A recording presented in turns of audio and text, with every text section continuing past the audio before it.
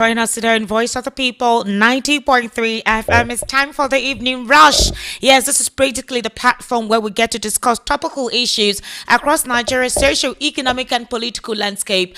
Nigerians, this is a period where we have conversations, logical conversations, intellectual conversations that helps us understand the gravity of what is going on in the polity. People-oriented policies according to the federal government, state government palliative measures to enable residents enjoy the true dividends of democracy, and the controversy surrounding the limitation and supposedly sidelining of some policy engagements that are meant to uplift the lifestyle of the people. Right here on Voice of the People 90.3 FM, we logically look into these issues, criticize them as usual, recommend where they have done well specifically, and encourage them to do better. And as usual, you're always part of the conversation where you call in to contribute, and we have a proper assessment. Most times you guys ask questions, what's the benefit of these conversations anyway? Why precisely do we go on with these conversations if nothing happens? Trust me, it happens, it echoes, it resonates, it boomerangs, and the polity literally listens. Whether you like it or not, these aides, these members in the cabinet, they monitor these conversations.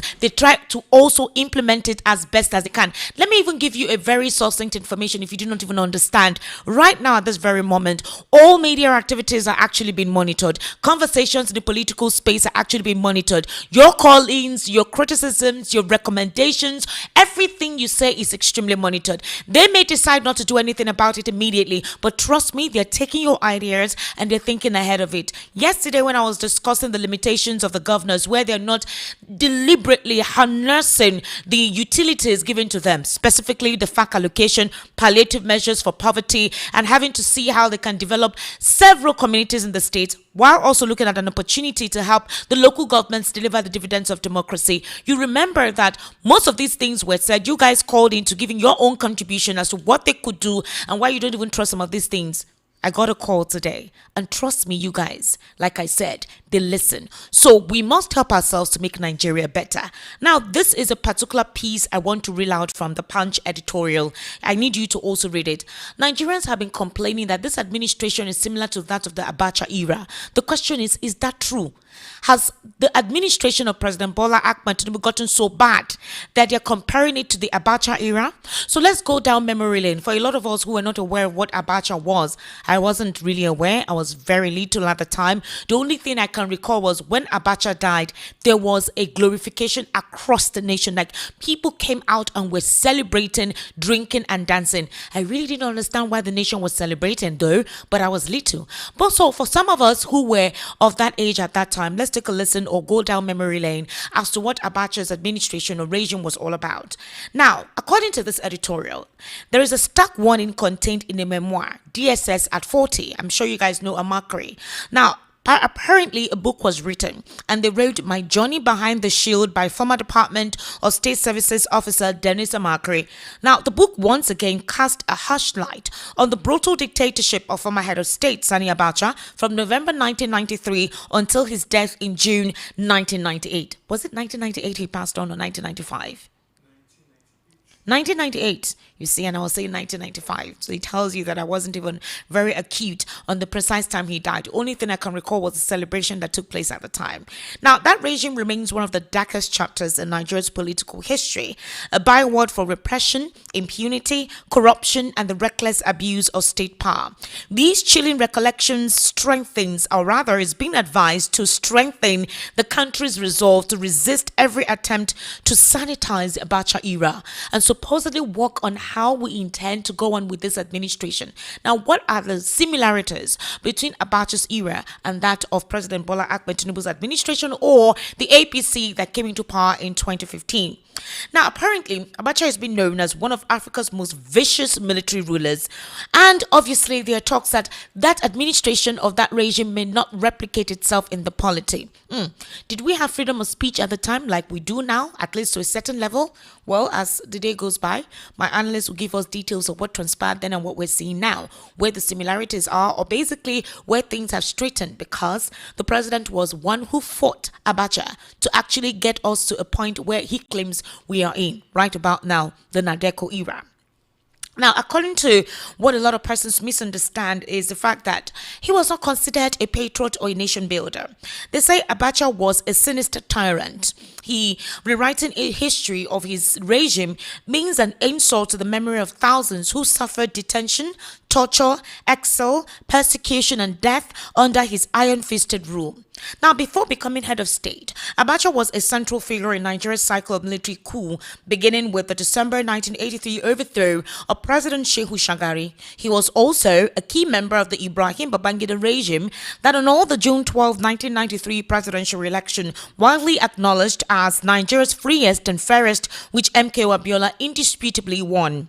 The annulment plunged the country into political and economic turmoil. Strikes paralyzed the economy, protests spread across the country, businesses were shut down, banks struggled, ethnic tensions intensified. A lot of people traveled to their village. I remember we were little, I didn't go to school for 3 months. I remember being carried in my father's Volkswagen. We had this Volkswagen.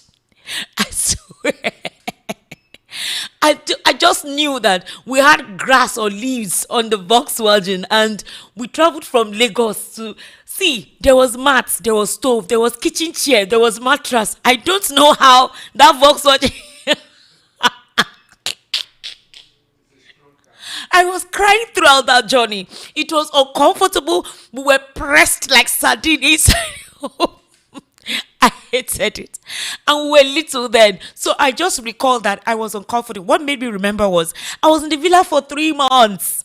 And we really did not have anything to do other than to play. And that was where I got exposed to reading novels. Then my mom bought us this primary school literature books, very, this Simbi, Ali, those kind of comprehension books. Exactly. That was it. But it was the longest period I stayed at home at the time. And we were always going about with leaves, like literally, because there was this fear that, the nation was boiling and all of that. Anyway, I think it was when I grew up I realized the reason why we went home and stayed at home for 3 months. That Volkswagen did not come back with us because that Johnny crippled. It crippled that vehicle. Okay, so back to the conversation today anyway. Apparently, media houses were shut down, newspapers were shut down, media houses were raided, journalists were detained without trial because there was fear, absolute fear, all right, impugned in the polity. So the persecution of Abiola remains one of the regime's greatest atrocities. After declaring himself the rightful winner of the June 12th election in 1994, Abiola was arrested on treason charges. He remained in detention until his mysterious death on July 7, 1998, barely a month after Abacha himself died. The Abacha years were also marked by a string of assassinations and suspicious deaths. Kudirat Abiola, the courageous wife of MKO and a leading figure in the pro-democracy struggle, was assassinated in Lagos on June 4, 1996. Businessman and democratic activist Alfred Rwani was murdered in his Ikeja home in October 1995. While Abraham Adesonya survived an assassination attempt, Toyin, the son of Olu Onaguruwa, a minister of justice under Abacha, did not. Shehu Yarodua died in Abakaliki prison in December 1997 while serving a sentence imposed after a controversial coup trial. Olusegun Obasanjo, who later became a two-term civilian president, narrowly escaped death in Abacha's gulag by providence. So, the execution of Ken Saro-Wiwa and 8 other Ogoni activists on November 10, 1995 marked one of the lowest points in Nigeria's history. Those hangings led to Nigeria's suspension from the Commonwealth, transferred the country into an international pariah. I recall then, I think most of the international communities banned Nigerians. And Abacha felt we did not need them, I think. He felt we could sustain. Is it just Commonwealth? The Commonwealth. They suspended. Okay. Well, characteristically, the regime responded with greater repression. Its chief security officer, Hamza al-Mustafa, and members of the notorious strike force, they actually became enduring symbols of state terror. Bombs exploded in public places. Countless Nigerians were arrested without warrants, tortured in secret detention facilities, and denied even the most basic legal protections. The dictatorship also sought to perpetuate itself. By 1998, all 5 officially recognized political parties had adopted Abacha as their sole presidential candidate in a thoroughly discredited transition program. The late Bola Ige memorably described them as the 5 fingers of a leprous hand. Beyond political repression, Abacha presided over one of the greatest episodes of official corruption in Nigeria's history. After his death on June 8th, investigators uncovered billions of dollars looted from the public treasury through fraudulent security votes, inflated contracts, and direct withdrawals from the central bank. Successive Nigerian governments working with foreign partners have recovered billions of dollars in what has become globally known as the Abacha loot, unending Abacha loot. Next year, or possibly before the end of this year, you will hear another recovered Abacha loot. So substantial forms remain hidden and in some states and countries across the globe uncovered. So there have been numerous conspiracy theories which surrounded his death. Some blamed foreign intelligence agencies or visiting diplomats as MI6, M16 has been called, or FBI or CIA. Exactly. Others have also claimed he died in the company of foreign sex workers. Oh yeah, we heard that. Amakari's memoir instead claims the military ruler died in the private company of a local female entertainer. Abacha was having a twosome precisely with 2 sisters. That's what Amakari is telling us. Okay. However, none of these accounts have been subjected to forensic scrutiny. But Amakari believes that that's what happened. They spoke with the so-called sister or the person who was entertaining, and that maybe Abacha took Aphrodisiac. Abacha took what do you call that thing now? I don't want to call but he took a medication that self-sustains during some kind of interesting intercourse. Let's use that phrase. And that possibly it was too strong for him. Oga, in the process of sweetie pied.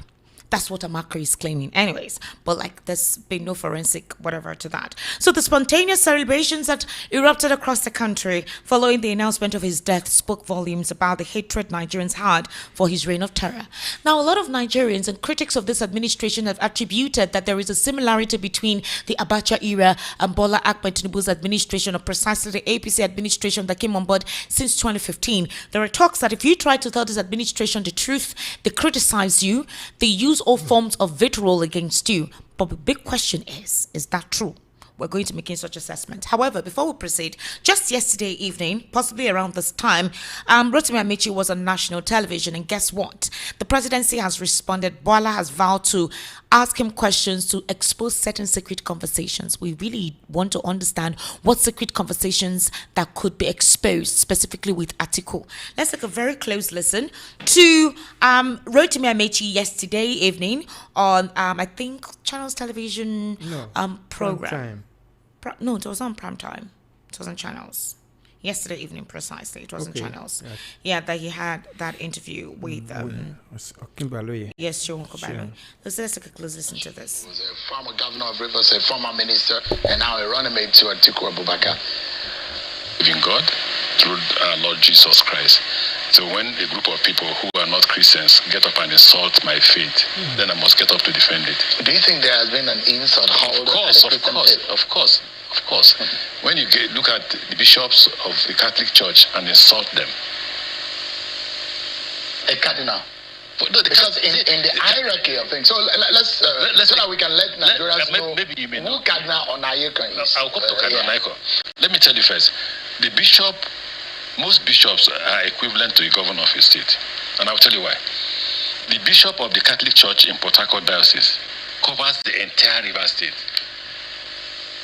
The entire Catholics in River State, in every village in River State. What does the governor of River State cover? The same thing, he covers the entire River State. So when you meet a bishop, ecclesiastically he covers every place in River State. There are so many of such, like the Bishop of Sokoto. The same thing, he covers the entire Sokoto state. Now you look at him and you insult him because he has come to see the president. Look at the president's statement. A president of a country tells the country all is fair in politics. So if a dog takes a gun and shoots me where I'm voting, it's fair. I'm not sure that was what exactly that he meant. He said he won't lay for you in opposition, he won't lay the red carpet, he will slug it out with you. That's later. Before then he said all is fair in politics. I just listened to him now.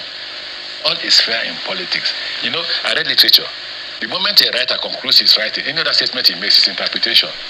He has the right to interpret his books. I have the right to interpret his books. So when the president has said to you, all is fair in politics, when the Catholic Church is crying about the possibility of having an election that may not be fair, what the president needs to do is to reassure the country.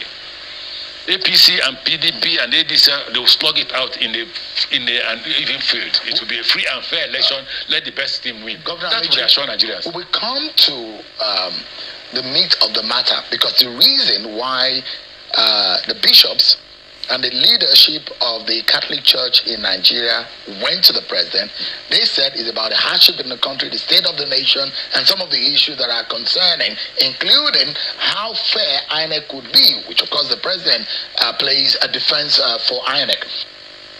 Did the Catholic Church record? If it was private, did the Catholic Church record it? Do you think Cardinal Naikon should have made extra commentary about every public meeting with the president is public? The moment you bring in cameras, it's no longer private. I was once in the presidency. If the president wants a private meeting with you, there will be no cameras. Nobody will record you. No other person will be in the meeting. It will be between you and the president. The president will say, gentlemen, this is a private meeting. The moment you allow pressmen into that meeting, it's no longer private. So it was all right for Cardinal Naikon to completely all right. There's nothing. He says the president was not going to listen. And no matter what the president looked like he was adamant that he was going to win the election by all costs. These, without not word for not quoting him verbatim, but I mean that's in the inference that he made. What I tell people, let the president continue to tell the public like he will win the election at all costs until we get to the field. Whatever the president wants us to do at the field, we'll do it at the field. So for me, I'm not worried about what he wants to do. Whether he will wrestle, he won't wrestle. We'll meet at the field. We'll meet there. We'll meet there. Nigeria has to be rescued, but that's not the issue. The issue is that what the president and his men are doing is insulting my faith. They're insulting the Catholic Church. How did the presidency insult your faith? You didn't listen to Boala. And the first place when Boala is a Christian. Daniel. So, are you more Christian than Daniel Boala? So there are Christians who answer Suleiman. So they are Muslims. I'm asking you a question. How the defense of the presidency becomes an insult. What is the defense? You are insulting a cardinal. A cardinal is somebody who could have been a pope. If he's not a pope, he's somebody who had voted for popes. And there are not too many cardinals in Nigeria that I know now. An icon. What is this one from the southeast? And Okoji. All right. The entire summary of that conversation precisely was on the fact that the administration supporters and aides have been speaking against the Catholic Church when they literally said what the truth was, instead of them to accept the criticism and see how to work on it. And he also went ahead to say that during their time, the Catholic Church also called out the administration of former President Muhammadu Buhari, now late, and that what they did at the time was to keep quiet and see how they could look into some of the concerns that were raised. They were not having any form of political partisanship. Like I told you, the supporters of the day said that Cardinal Naikon, they brought up pictures with the Cardinal with the NDC presidential candidate and felt that possibly he was choosing or picking a side. Now, the thing is, some supporters felt that the opposition went against the Redeemed Christian Church of God General Overseer, that if they could lampoon him or call him out or call him derogatory names, why can't they call the bishops any kind of name? But the question is that he had never in any way openly criticized this government. The last time he spoke, he said he spoke to the president and said there is nothing more the president can do because he has instructed those who are meant to do what they're supposed to do to work. So Nigerians should stop supposedly blaming or berating the president for responsibilities that he had assigned to people. That's what the Redeemed Christian Church of God pastor said. But meanwhile, in 2012, there was an Occupy Nigeria protest, and most of the Pentecostal churches, both CAN, both PFN, everybody went out there to protest, against the government of Jonathan, against the insecurity at the time. So they are asking Pentecostal churches, pastors, why are you guys not having a united voice in condemning what is currently going on in government? If the Catholics could do it, why couldn't you guys do it? So they have aligned it with political manipulation or political alignment, politics being taken to churches. You're hearing churches and pastors advocating for, whoever they believe should run the government. Now, the question is, should the Pope or the papal office have any form of influence on how politics goes? The same question goes to, for the Orthodox Christians, should they be part of what is going on in government? Should they influence the decision of people when it comes to choosing the right leadership? Ladies and gentlemen, like I said, we're going to have that conversation, but I just needed to give you a breakdown of what we're hearing or what we intend to talk about today and see how we can make a comparison or contrast to what a lot of persons have aligned with this administration and that of late General Sani Abacha. Some persons will say that era was good, while some persons will say this was worse. We're going to hear the indices as to why. Now, the special advisor to the president, Mr. Daniel Bwala, has dared Rotimi Amechi to, as a matter of urgency, reveal a private conversation they had about former Vice President Atiku Abubakar.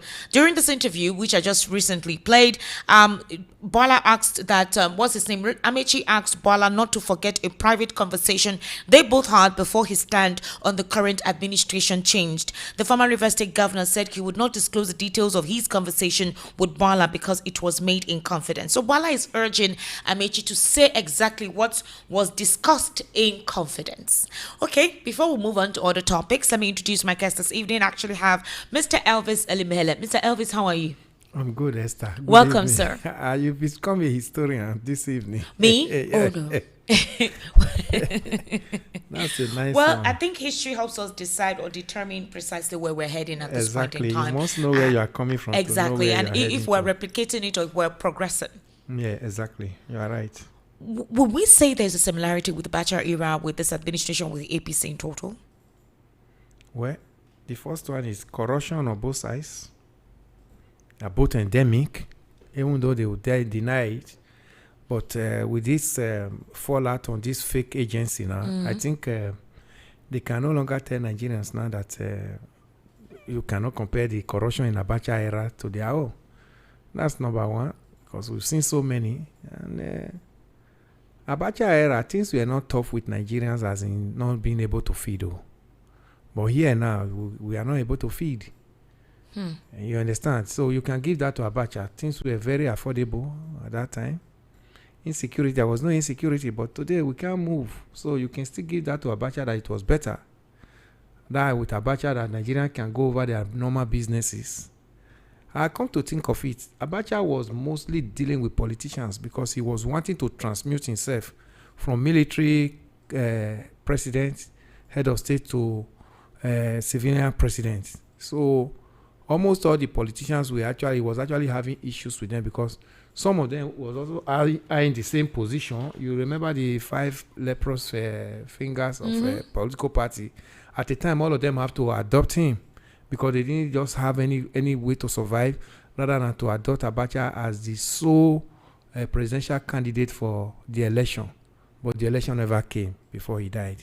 So that was another issue in Abacha's time. So that was where the draconian came in. So he was hunting all the politicians. And those politicians were the ones that were like, no, this must not stay. Like the NADECO, which the present president, said he was a member of. But today we can actually prove that he was a member of NADECO. But the tenets of NADECO, he never believed in it. If he believed in it... Is the media being suppressed? I don't think so in this. I think, to be honest with you, I think this administration gives the media some leverage. I'm still coming to the media. Okay. You understand, Esther? So, if he was actually a real, one of the believers of NADECO in total, one would have seen that by now, those things NADECO spoke about, he would have been, doing some of them, especially restructuring, this area that the constitution are clashing, that you cannot even understand the constitution any longer. One would have expected that by now this president would have started straightening that and strengthening judiciary. Okay. Yeah, judiciary today, one can no longer say it's the same judiciary that one is expected of to have in a functional country. These are some of the things that NADECO were looking at that time and say, oh, these are not working well because under military, every other legislators is the only missing arm of government in the military. The civilian and the judicial, the executive and the judicial arm of government are in the military. It's only this legislator. And today, the present president of Nigeria, who believes so much in Adeko and was talking about rule of law, has actually killed the legislators now. There is no legislative arm, and that was the arm of government that was missing in the military, which he was fighting. Today, where is the legislative arm of government, Esther? It's no more there. The 10th Assembly will tell you that even if the president sleeps and wake up and in the midnight and tell them this is what I want, they will pass it for him. And that's exactly what was missing in the military administration. So if you not compare the military era and his and this present dispensation we are under him, especially, you discover that legislative arm is missing, because all the check and balances they were supposed to be doing, oversized functions, they are not doing them. That is the reason why an agency that is not in existence got a budget. All right. If the legislative arm was up and doing as expected, they would have been able to detect that this is not a functional agency that a budget should be passed for. So the present president killed the legislative arm. Then to talk of press, yes, there's a little bit of press freedom, because it is democracy, you understand? Especially during this administration. Not even the previous administration did not give this levity. I'm speaking realistically. But they also have cyberbullying. Now you have the cyber that even they censor some of the things we do too. To say yes, but I know that thing that was decree 2 or decree 4 that was that gagged the press under the military administration, that you cannot speak. It was tougher with Buhari, but when IBB came, IBB abrogated it to some extent, so the press started talking to some extent, you understand. Buhari Idiagbon actually just came up, I think it's decree 2, where journalists were being hauled into prisons, without trial and all of that. So we have had a long history, Esther, and we are still surviving it. So if you are comparing Abacha era and this present the dispensation of President Ahmed Tinubu, there are so many things to take away in the military era that we cannot have now. But we always say the worst civilian government is the best civilian government. Why did they put it? The worst military government, the best military government is not comparable to the worst civilian government. But today, you talk of infrastructure. Nigeria had the best of infrastructure at the time during the military era. If you want to talk about it, the best of infrastructure. So most of the infrastructure we're enjoying was during the military era. Abuja was single-handedly built by the military. The Abuja of today. Wow. Everything you are now seeing in Abuja is in addition to the master plan of Abuja. The military rolled it out and started implementing it. The so-called Aso Rock is built by a military. Today, the military built the legislative quarters, and even the National Assembly. The third mainland bridge of Lagos today, one of the biggest bridges to be celebrated in Nigeria, it was built by a military. So if you look at all these, the Supreme Court of Nigeria today was built by the military. So if you put all these ones together, you discover that the military had more today. Even since the democracy began, we're talking about 27 now. We can still give 27 years. We can still give the to the military that they have more of infrastructural development for Nigeria than this military, this civilian administration. Because what we hear now is constituency project. This constituency project, we just had 780 million naira to buy instruments and whatever for churches. So the question is, are we that's where I want you to highlight. I know you're speaking characteristically of what was experienced then and now. This report made it seem as if we're getting to the darker days of that regime. And I'm saying that. Are we saying that Nigeria is retrogressing to the point where rights were punctured, people were hurt for being expressive, and people were literally mutilated for not being able to express themselves adequately, where you had grand scale corruption in high places and nobody was held accountable, elections annulled or stolen for one reason or the other, for power reasons, certain things not acknowledged, protest groups or organizations were in one way or the other brandished. These certain persons, specifically in the legal arm, were secretly murdered or somehow in a way stopped existing. I mean, what's the comparison with this and that of the darker days of Abacha's era? Esther, why is that comparison coming now? It is even a shame to step in the first instance to start comparing democracy with a military era. It's because something is wrong with this present democracy. That's why we can remember the military. The military we should have put it behind us, because we see it as darker days. Because Nigerians fought for it. You can imagine the big Nigerians, who who is who in Nigeria that you made mention of this evening that were murdered, without traces under the military administration. Yeah. You understand what I'm talking about? So if you now look at that darker days, you do not even have any comparison to start talking about military and civilian. But unfortunately, the politician brought us to this comparison we are having in the studio this evening, because what those things we were suffering in the military era were that corruption was high and nobody can actually confront them. But today, is it not the same corruption that we are talking about? That's another failure of the civilian era. One would have expected that the judiciary should function better in the civilian administration. But where is the judiciary today? The judiciary has now become even the cash cow, the highest bidder, and now gets the judgment. These are things we were seeing in the military era that we were like, oh, it must not stay. The military were ruled by decree and tribunal. But where are our courts today? All right, let's listen to Mr. Daniel Bwala, who said he's daring the vice presidential candidate of the ADC to come to disclose to the public the supposed secret conversations they had, to reveal a private conversation they had about former Vice President Atiku Abubakar. Now, this was Daniel Bwala in 2022, before the president was announced as a winner in 2023. Everything Bola Ahmed Tinubu presented, who granted him the opportunity to run and win the election as a governor, was forged, was faked. And I have a decision here that Festus Keyamo, his presidential spokesman, filed in court in 2002, part 799, Nigeria Weekly Law Report, right, at pages 605, when he was challenging the certificates of the person he's marketing at the moment. So this is not being personal. It's a law report. First, this is the Supreme Court decision, right? In the case I have cited, and people can check that. I will just read the line. They said the appellant alleged, among others, that as a legal practitioner, he has been confronted by some of his clients who wanted to understand certain things they considered important relating to their contesting the governorship in Lagos State. He further, that's Festus Keyamo, he further alleged certificate forgery against the governor of Lagos State, Bola Ahmed Tinubu, and that the letter was not qualifying for the office of government. The certificate that he was challenging forgery is that everything Bola Ahmed Tinubu presented, who granted him the opportunity to run and win the election as a governor, was forged, was faked.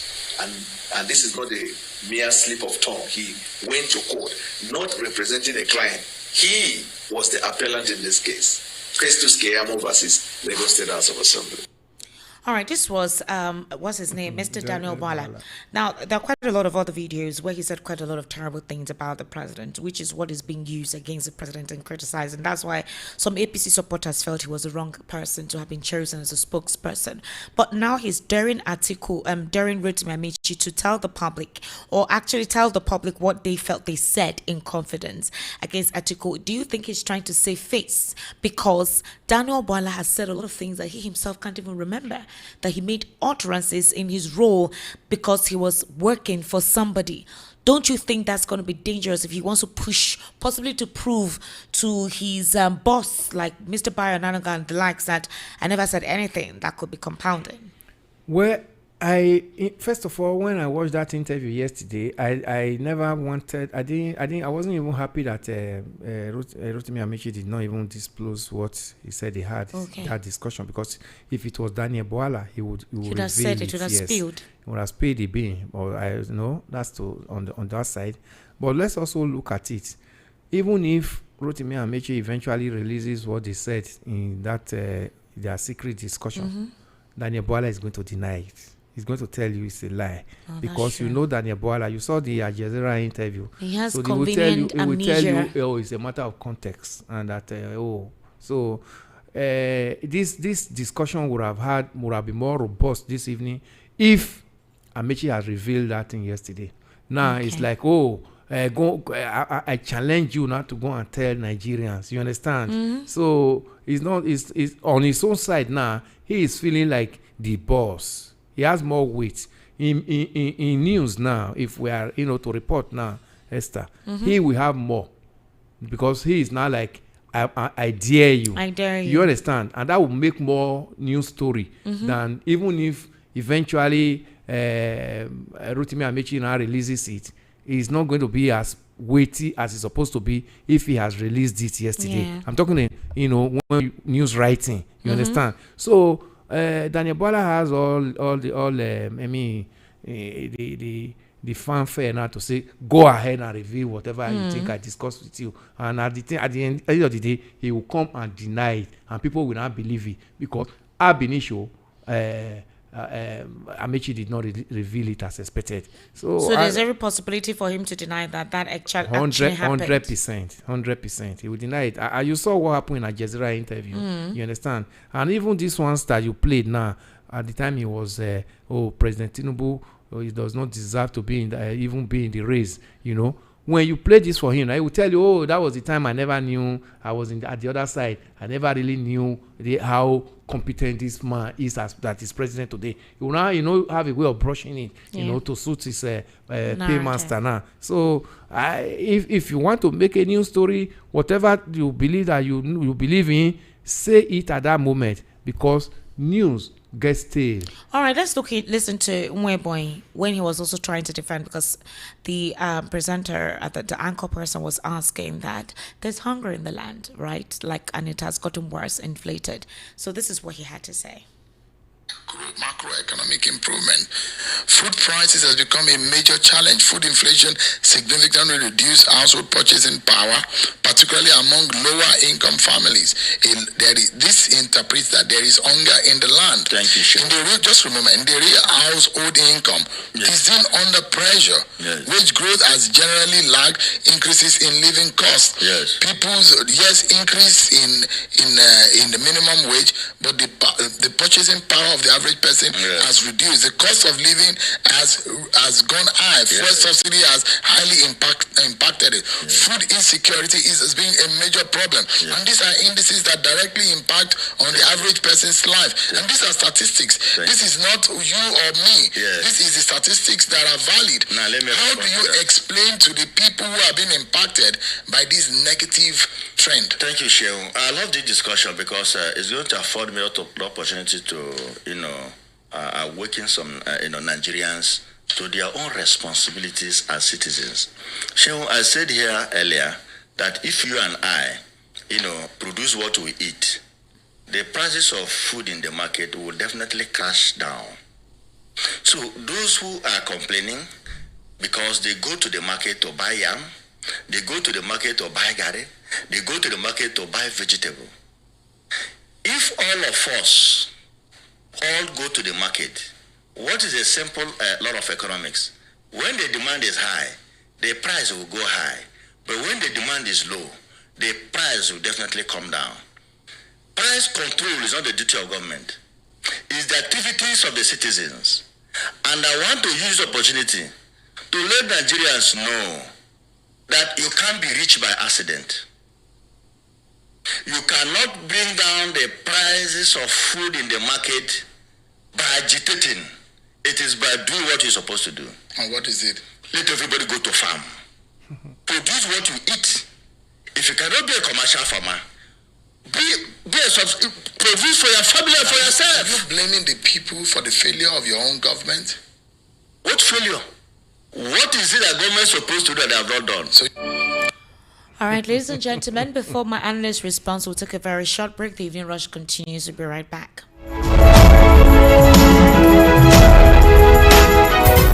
Give malaria a double punch of Artesunate and Ammonia Queen. An effective combination that Camosunate. It is anti-malaria therapy. Comes in 4 different packs for different age groups. No 1 year, 1 to 6 years, 7 to 13 years, 14 and above. Camosunate. Camosunate, effective anti-malaria for all ages. Marketed by Janet Pharmaceuticals Limited. If symptoms persist after 3 days, please see your doctor. Read the leaflet inside.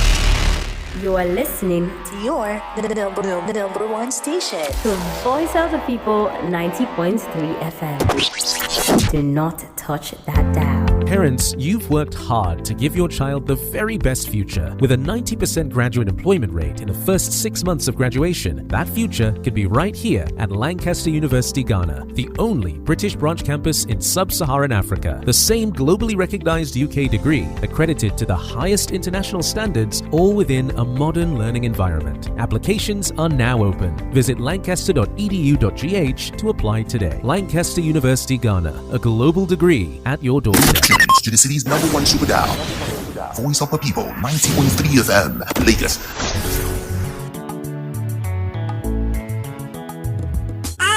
House dey dark and NEPA bill dey choke. E dey worry you as e dey affect your business. So much on don come. Imagine say you wake up for morning, light no shake, fridge don block, business no get wahala, everything dey okay. No be dream o. With Yohaku, na you dey control your light. Yohaku dey sell gas cooker, freezer, fridge, and dem go furnish you with modern kitchen o. Whether na inverter, batteries, panels, smart street lights, be na solar AC system wey you wan use for house, business, abi for industrial work, Yohaku stand chim to help you. Bye to NEPA bill o. No wait till transformer go spoil again o. Oh yeah, run call Yohaku for 070-121-30260 or 080-324-82573, or you fit to call 080-669-60066. For Lagos, we there for shop F1179 Industrial Section, or Alaba International Market, or shop G6 Electronic Section, Alaba International Market, Headline, Ute Ubochi Plaza,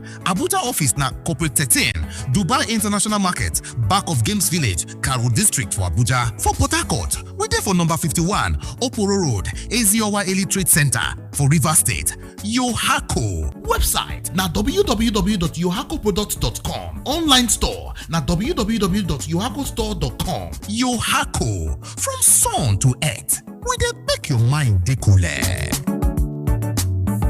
If you want to be heard, say it here on Voice of the People, 90.3 FM. People, 90.3 FM. Your long-term strong battle is about to expire as your Goliath is in big trouble. Yes, can be a part of the strong encounter of the super move of the Holy Ghost at the yoke breaking night.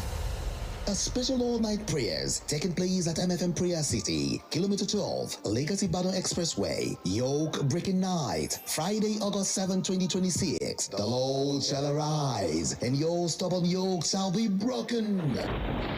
Mini concert will start at 8 p.m. Main concert begins at 10 p.m. Come with a bottle of oil. The Holy Ghost is set to bury your problems permanently. Dr. D.K. Olukoya, the General Overseer. Jesus is Lord.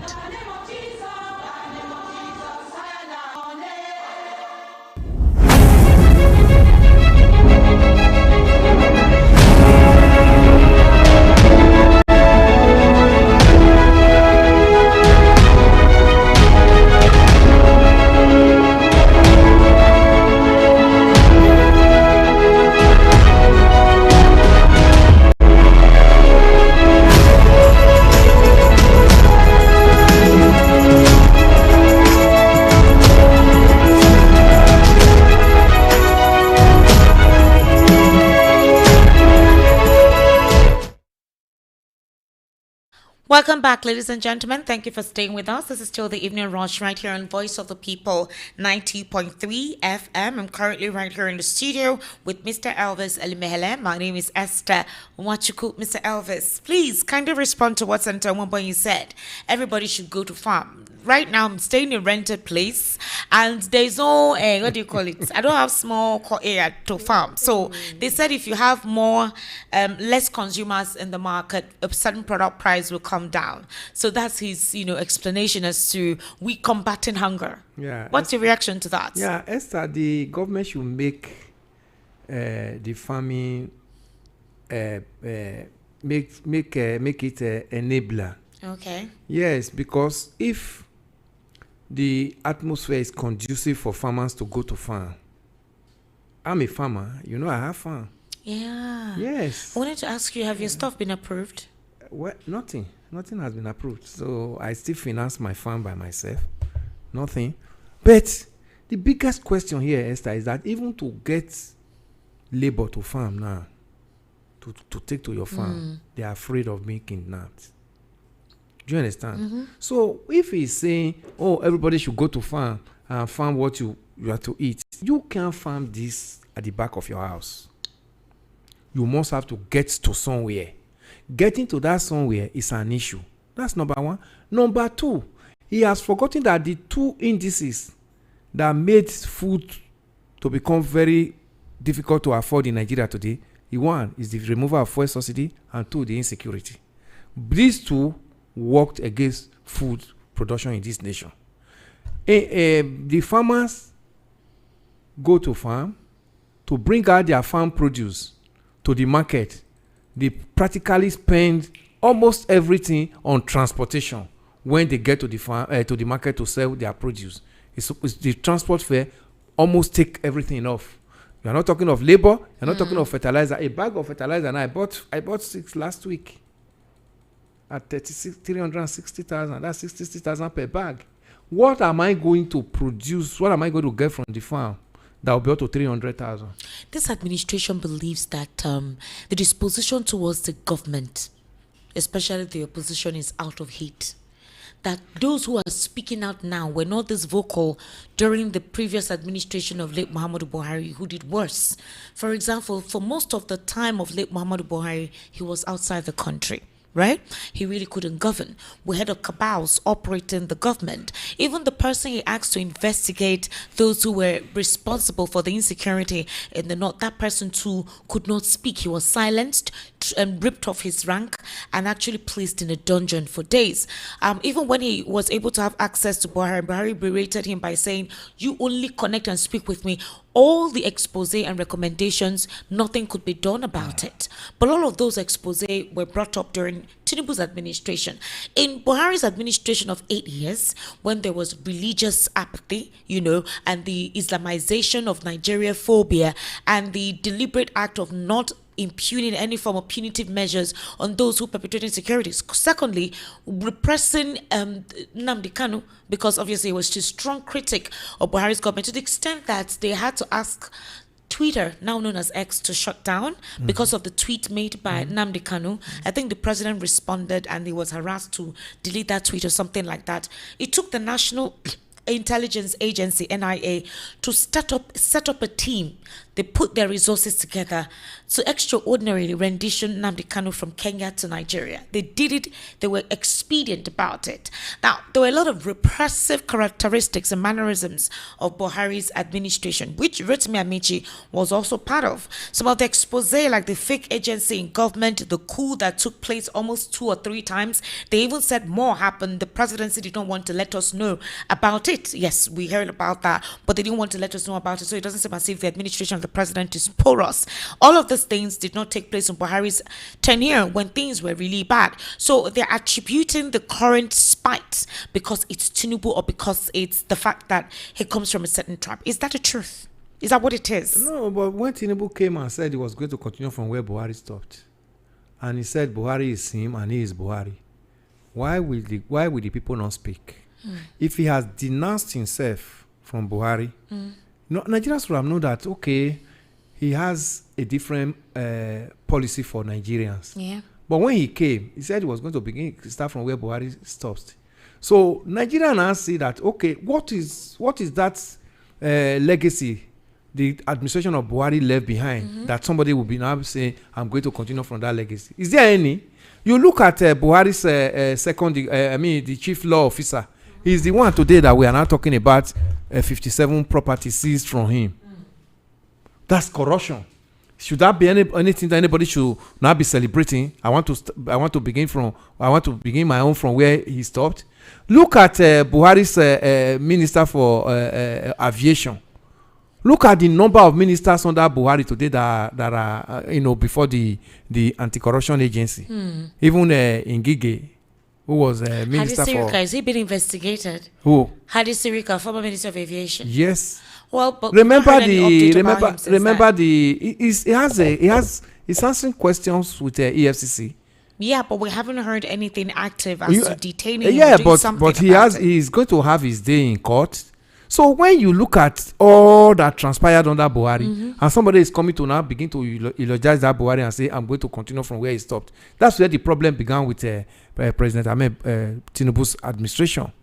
If, as he's telling us that, the economy, he made the economy in a very precarious situation, one would have expected that he will still come and tell Nigerians that, come, all those that were corrupt under Buhari and whatever, I'm going to put them aside and make sure that the law takes its course.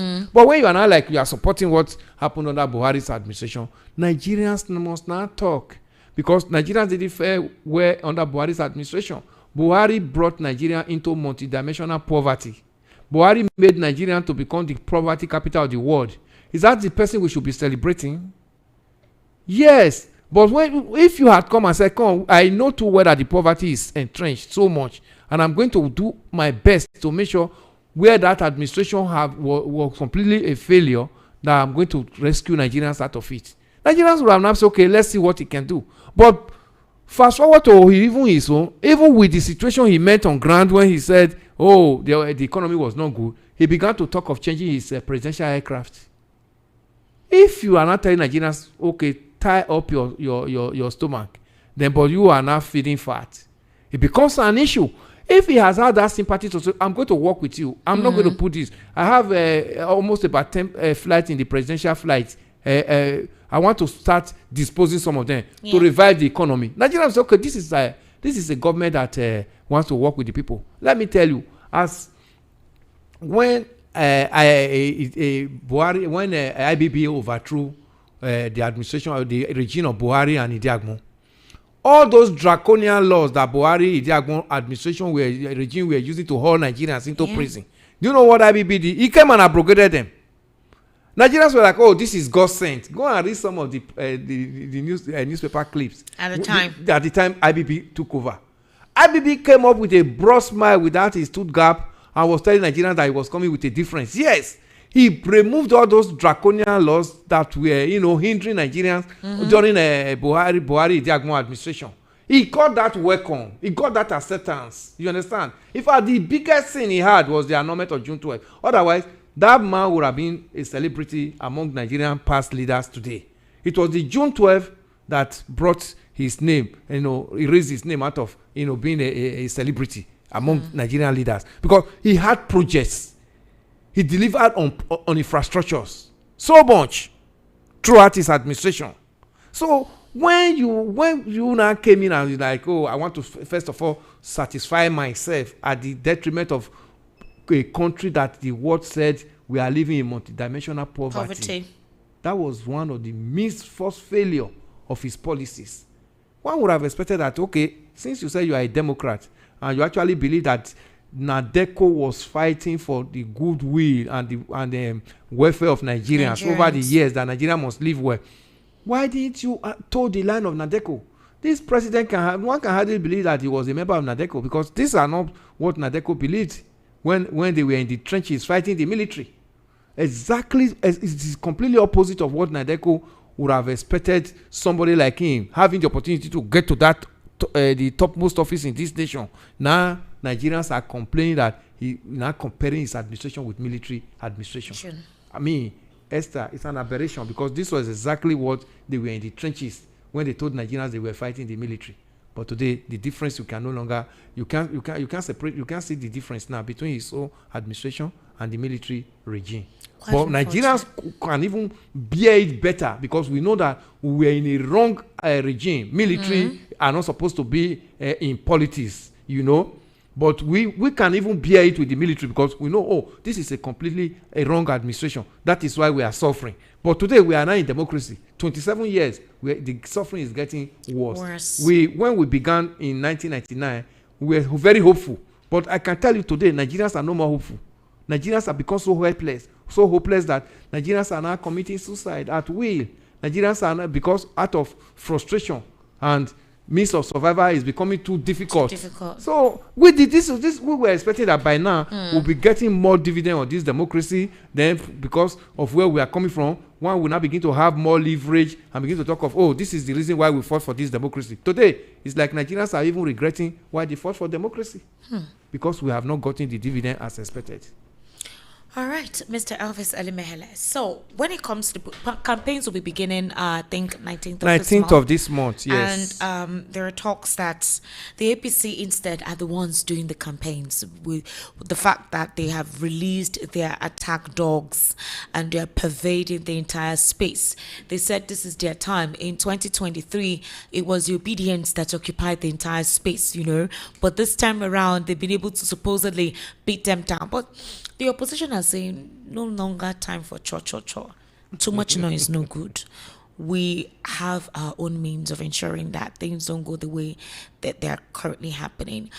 Can the president do something between now and possibly election period that would make Nigerians understand that maybe he was working, just some certain things are not just being put in place, but he knows what to do? What can he do to persuade Nigerians to believe otherwise? After 3 years plus, we didn't get anything from him. What can you do in less than 6 months' time? We are in election, Esther. That's to tell you that everything. What can you do in 6 months' time? Yes. Reduce your cabinet that is bloated. Okay. Yes. Because of the election. Cut off their salaries. Even if you reduce the cabinet, all the ministries, all the monies, start being accountable for all the monies borrowed. Present data. Let's see. Okay, Mr. Bayo had said last month that there was going to be a tour of some of the projects the president has been able to complete. They're talking of the president's housing scheme, thereabout and all. So we actually thought that by now we would have seen some of those projects on a tour on them. Maybe they're waiting for some very critical ones that they could use for campaign to get completed. I'm sure you heard about the housing scheme across the 36 states of the Federation, which the administration had mentioned as part of its measures to provide housing for Nigerians. Do you think that's what they're waiting for? Esther, have we not been hearing of housing scheme in Nigeria? How affordable are they? How affordable is a Nigerian worker that earns 70,000 naira? Can he access that housing scheme? Can he? But remember the Jakonde houses that we have in Lagos today. People who were not even earning as much, as little as 2,000, 3,000, then 1,000 something, have houses in Jakonde estates. Why can't this government think of bringing up houses for low-income earners of this nation? At the end of the day, they tell you, okay, we have 36,000 housing scheme across the 36 states. Go and look at the people that have those houses. It's the same politicians that will buy them and begin to now sell it to themselves. So the housing scheme is just a fraud in this nation. The last time we have housing scheme that Nigeria can be boasted of was the era of Jakonde, that Second Republic. Since that time, the housing scheme that you now hear that government, tell you that they have so number of housing scheme, go and look at the occupiers and the buyers of those houses. It is those people that are close to them, and they themselves buy them and now begin to resell.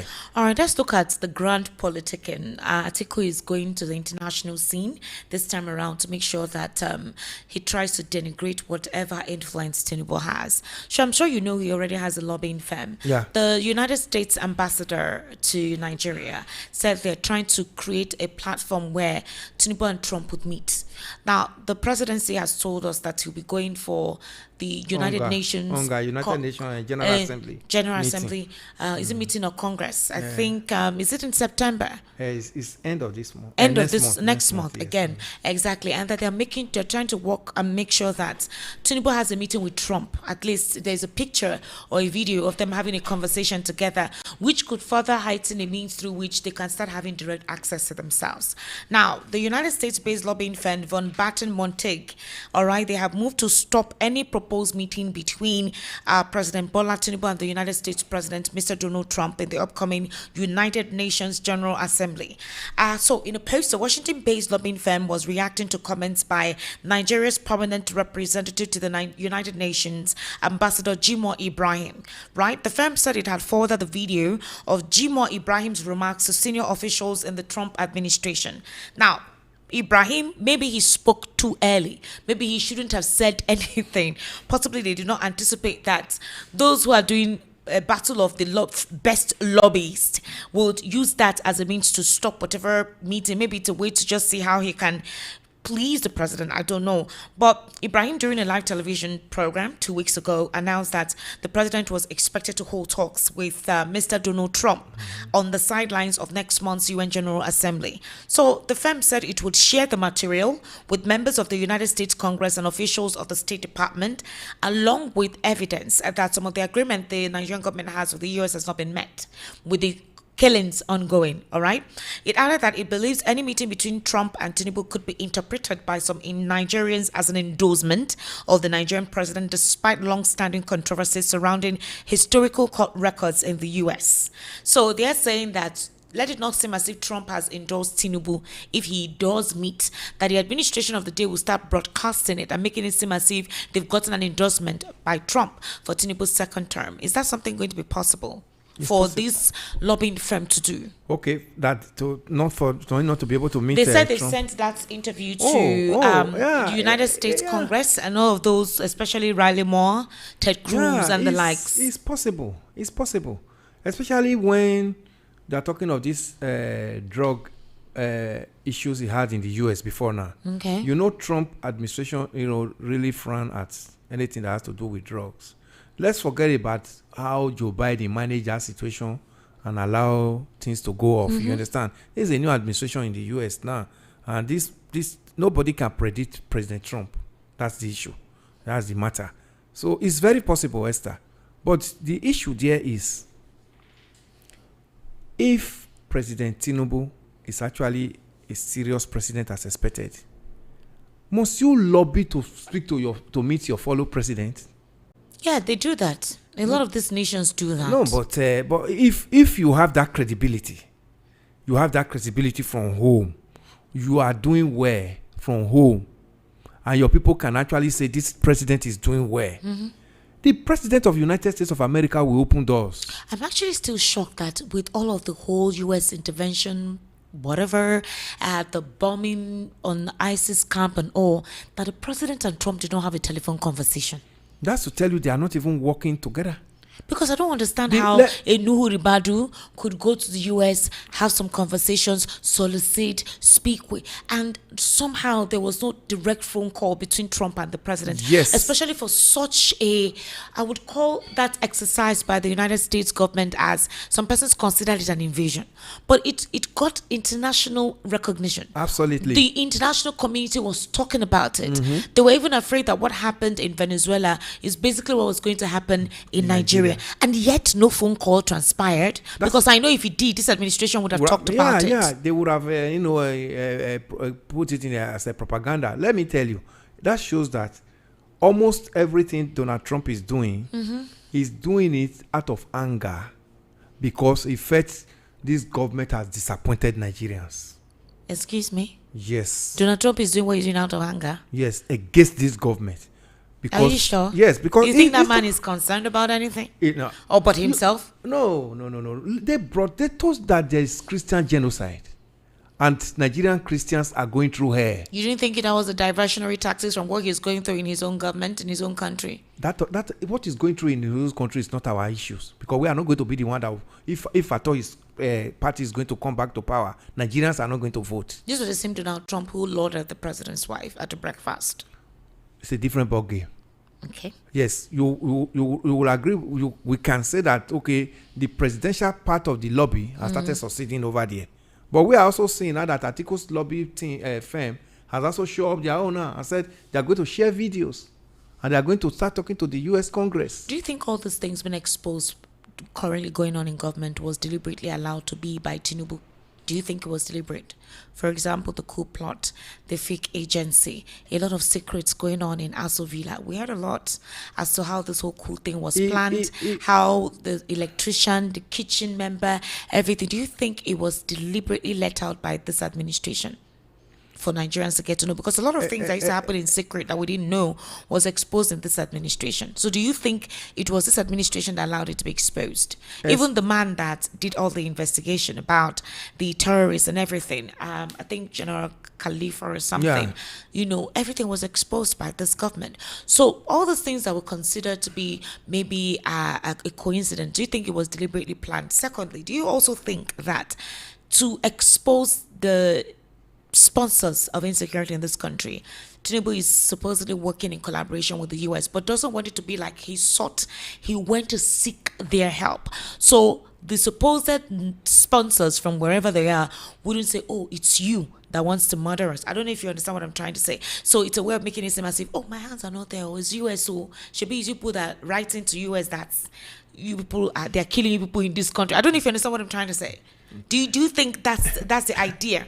These are the kind of conversations we put out there. Is the president even supposed to supposed to take side and say, oh, my hands are not in it? The president is supposed to. No, I'm not saying secure, he said so. No, I mean, no, probably. Okay. The function of the presidency is to make sure that Nigerians are well secured and Nigerians live well. Yeah. So they should not even come up with that narrative. You understand, Esther? They should not even come, because it is the failure of what they are supposed to do that is throwing up some of this narrative. If Nigerians are not complaining, Nigerians are not being slaughtered daily, why would have been seeing some of these things that some of this international interference would have started coming in? It's because of what they read about us, what they hear about us, and the way these videos are everywhere on the net. Because even the December 26th bombing, the Nigerian government did not say 25th bombing. It was the US government that spoke about it. We woke up in the morning to hear. Yeah. The Nigerian government did not make that announcement. No. It was like the Nigerian government did not know. Yeah, or but maybe they later were told not to say saying, something. oh, they were part of it. They're part of the intel and all that. You see, we have discussed this, that probably the government only heard from even the tweet. It was like the government just got to know that morning. They got to know. That's not what Nigerians believe, and that's what we are still believing till tomorrow. Because at the end of the day, we discovered that Nigerians could not even give details of what happened in that bombing. Then, fast forward to where we are today, Nigerians are calling for more, but nothing has happened. They said they killed some of the ISIL members. If there was that much synergy that Nigeria is already part of it, Esther, I don't think that thing would have stopped. We are going to almost a year now, December, since that happened. Nigerians, by now, if you take a voice pop, Nigerians will tell you that they want to see more of that happening. Why do we say that? Because the insecurity has not abated since that happened. It became even worse.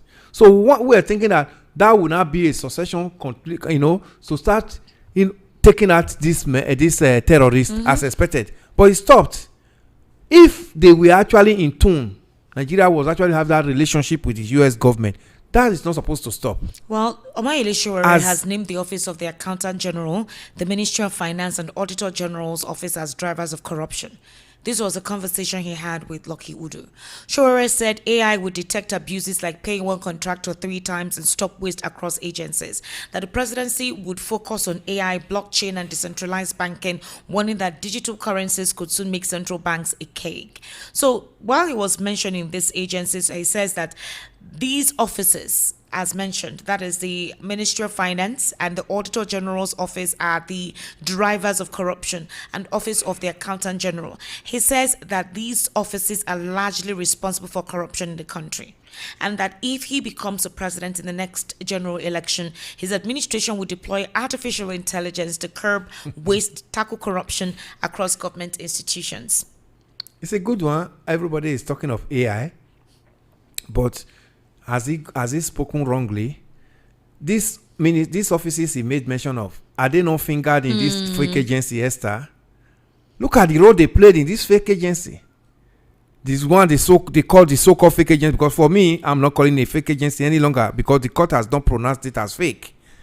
Because Prince Adeyemi said he has his documents and he knows he is even asking that he wants to appear before the parliament to speak.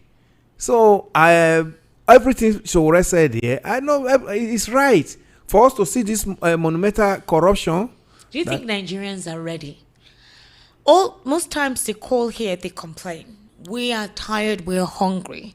The educational sector is debilitated. The healthcare sector is nothing to write home about, it's moribund. Things have escalated so extremely expensive, we cannot afford daily utilities. Things that we usually are able to afford, we can't afford it. No more secure jobs, precisely. And the kind of jobs some businesses shut down. Business owners are now doing what you call hustler work or safia, that kind of a thing.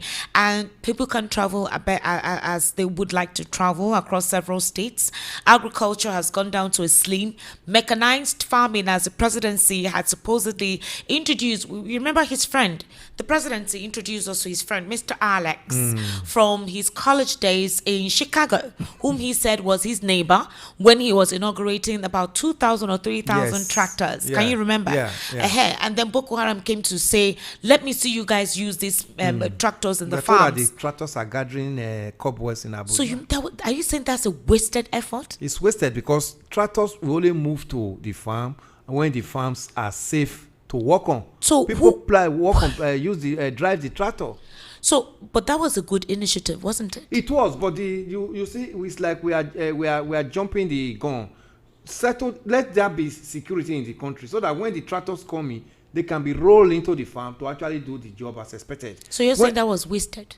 Yeah, the person that conceived that policy to bring in tractor should have also spoken to the presidency that we need to tackle insecurity. Correct. But do you know what? That's where he's going to gain from. Bringing those ones in, importing them and bringing them in. Did they tell you how much was spent on one? So he knows that if this policy flies, he knows how much will come to him. So he will push for that because that is beneficiary to him, but not to Nigerians. So those are the things we see in this government. The one that will benefit them, they worked so much assiduously for it to get it done. Not the one that will benefit Nigerians. So it's like there are policies sort, Esther. What you are supposed to do, you are not doing it at the right time, then you are not modeling up those that are not going to be beneficial. So at the end of the day, you cannot push out the ones that supposed to be for Nigerians to feel, but you are not imposing the ones that are not beneficial that comes from you on Nigerians, and those are the ones you are not coming to see the statistics on televisions and newspapers. At the end of the day, these statistics are meant. Okay, when those tractors were brought in, one would have been thinking that by now food sufficiency would have been what Nigeria should be talking about. We can feed. Mr. Elvis, there's a good news. I mean, the Kwara state government has confirmed the victims abducted by admin during the war kidnapping in Kaima local government area. They've regained their freedom. This was disclosed by the special assistant to Kwara state governor, Abdurrahman Abdurazak, on new media Olainka Fofuluyi. They announced the release in a short WhatsApp statement today. They thanked the president and security forces for the rescue, while officials said more details will be provided later. Congratulations. About 176 of them. Yeah, congratulations to those that are released. But the government still has a responsibility, Esther. You don't just release these people and make them to just go back to their homes without doing the necessary things. These people should be compensated. You know how many months they stay with the kidnappers in the bush? You know? Very long time. They don't have businesses any longer. You have to actually work on their psychology again for them to be like human beings, to be able to function well in the society. Unfortunately, we just hear this one and they've been released. They regain their freedom. Then you are going to leave them to now begin to go and start struggling at their lives. According to the WhatsApp message, with all that trauma, on them. So the WhatsApp message is saying, breaking Woro kidnap victims regain freedom. Alhamdulillah, and kudos to President Bola Ahmed Tinubu, GCFR, security forces, and everyone who played a role in this huge feat. We are grateful. Yeah, not just being grateful, we thank God that they are back, but the government should take the step to make sure they are adequately rehabilitated to be able to function well in the society again. The trauma is too much, Esther. They said there was even one of the women whose child died because I think in the camp she gave birth, somebody used their teeth to cut the placenta. I think they said one of the daughter. I saw the picture of the woman, she was like. You can imagine such person now. She looked even if she's released, then. Add carrying on with that kind of trauma on her. She said she's completely depressed, and that psychological trauma. The government need to have a very solid agency where these people can be debriefed of what they experience in this terrorist camp, so that they can now begin a new life and function as human beings. Imagine some of them in their presence, their husbands and their children are killed. Then some of them raped, some of them are raped and all that. Then they are not brought back, stripped of every form of humanity. In as much as we are celebrating that they are back, but the government still has a role to play to make them function again in the society. All right, ladies and gentlemen, it's time for us to get your reaction to the conversation today. And the number to call is 0803692 9933. 0803692 9933. The WhatsApp number is 0817 1756338. 0817 0817 That's the WhatsApp number. 0817 and the number to call is 0803692 Austin, can I have the phone, please? Thank you very much. Hello, good evening. How are you? Good evening, Esther. Good evening, sir. Welcome. What's your name? Ebuka from Ebeda. Ebuka, well done. Welcome. I don't confess today. Yes, so you're the first time caller today. No, I greet your guest, the most intelligent man. Good evening, his sir. Analyst today. Most good evening. Intelligent. Good evening, sir. No, his analyst is very, very excellent. Yeah. He just say all Nigeria mind. I mean the good Nigeria people, not all those propaganda. So I want to just drop one or two. Please though. This thing, I want to confirm something. Does EFCC have the right to seize a state's money, like project money? I just want to know. Mr. Alvis, is that true? Do they have the right? They don't. It's They intimidation. It's just intimidation. That money was allocated to that state through fact. And what is it meant for? To serve the purpose for the people of that state. Why would they confiscate it? Why would They're saying the directive followed an earlier letter sent to the bank on April 15, 2026 in connection with an ongoing investigation called Osun State Government Statutory Allocation. The account number is out there. They pulled the account number there, and that the instructed the bank to place a post-no debit restriction on the account, which effectively prevents the state government from withdrawing or transferring funds from it. Why should that be coming now? At this time? Why? Okay, you said since April. Why did you not fast track the investigation in that April and do this? This is election of Osun State is taking place this weekend, this Saturday. Can you imagine? So and you are not suspending the account. Yeah, right on, my brother. Sir? Yeah, okay. And before then, this Osun State governor had complaining about his allocation of not given to the state, being withheld. Yes. My question is that can this thing happen in any APC state? Please, can this thing happen in APC state? It can't happen. It's obvious that even the little child know that Tinubu government is intimidating opposition. They are bullying opposition. Not only opposition, even people in the Senate and governor. If you don't accept what they do, they will bully you out of office. Is this similar to OBJ and Tinubu's whatever? Yeah, even this one is that was local government fund. Sorry because it was even hello. Well, go ahead, sir. Look at this Natasha, state of Natasha and Mr. Bababio. You know how all of them gather and bully the lady. It's unfair. No, unfair. You don't hear the president say all is fair in what? In politics. No problem. God will just help us in this country. We say it's not God though. You're the one that will help yourself. But I want to ask something. You say we should get PVC. If we vote and the vote didn't count, what will we do? Okay, bye-bye. Hello, good evening. Good evening. How are you? I'm fine, thank you. What is your name? My name is Michael. Michael, calling from where, please? Hello, Michael. What's happen now? Is it a WhatsApp call? No, it's a normal call. The guy's voice just changed like robots. No vex. Michael, please kindly call back. 080-3692-9933. 080-3692-9933. And the WhatsApp number is 0817-1756338. 0817-1756338. That is the WhatsApp number. Hello, good evening. Hello? Hello? Okay, they're not talking. All right, let me take this WhatsApp call. Hello, good evening.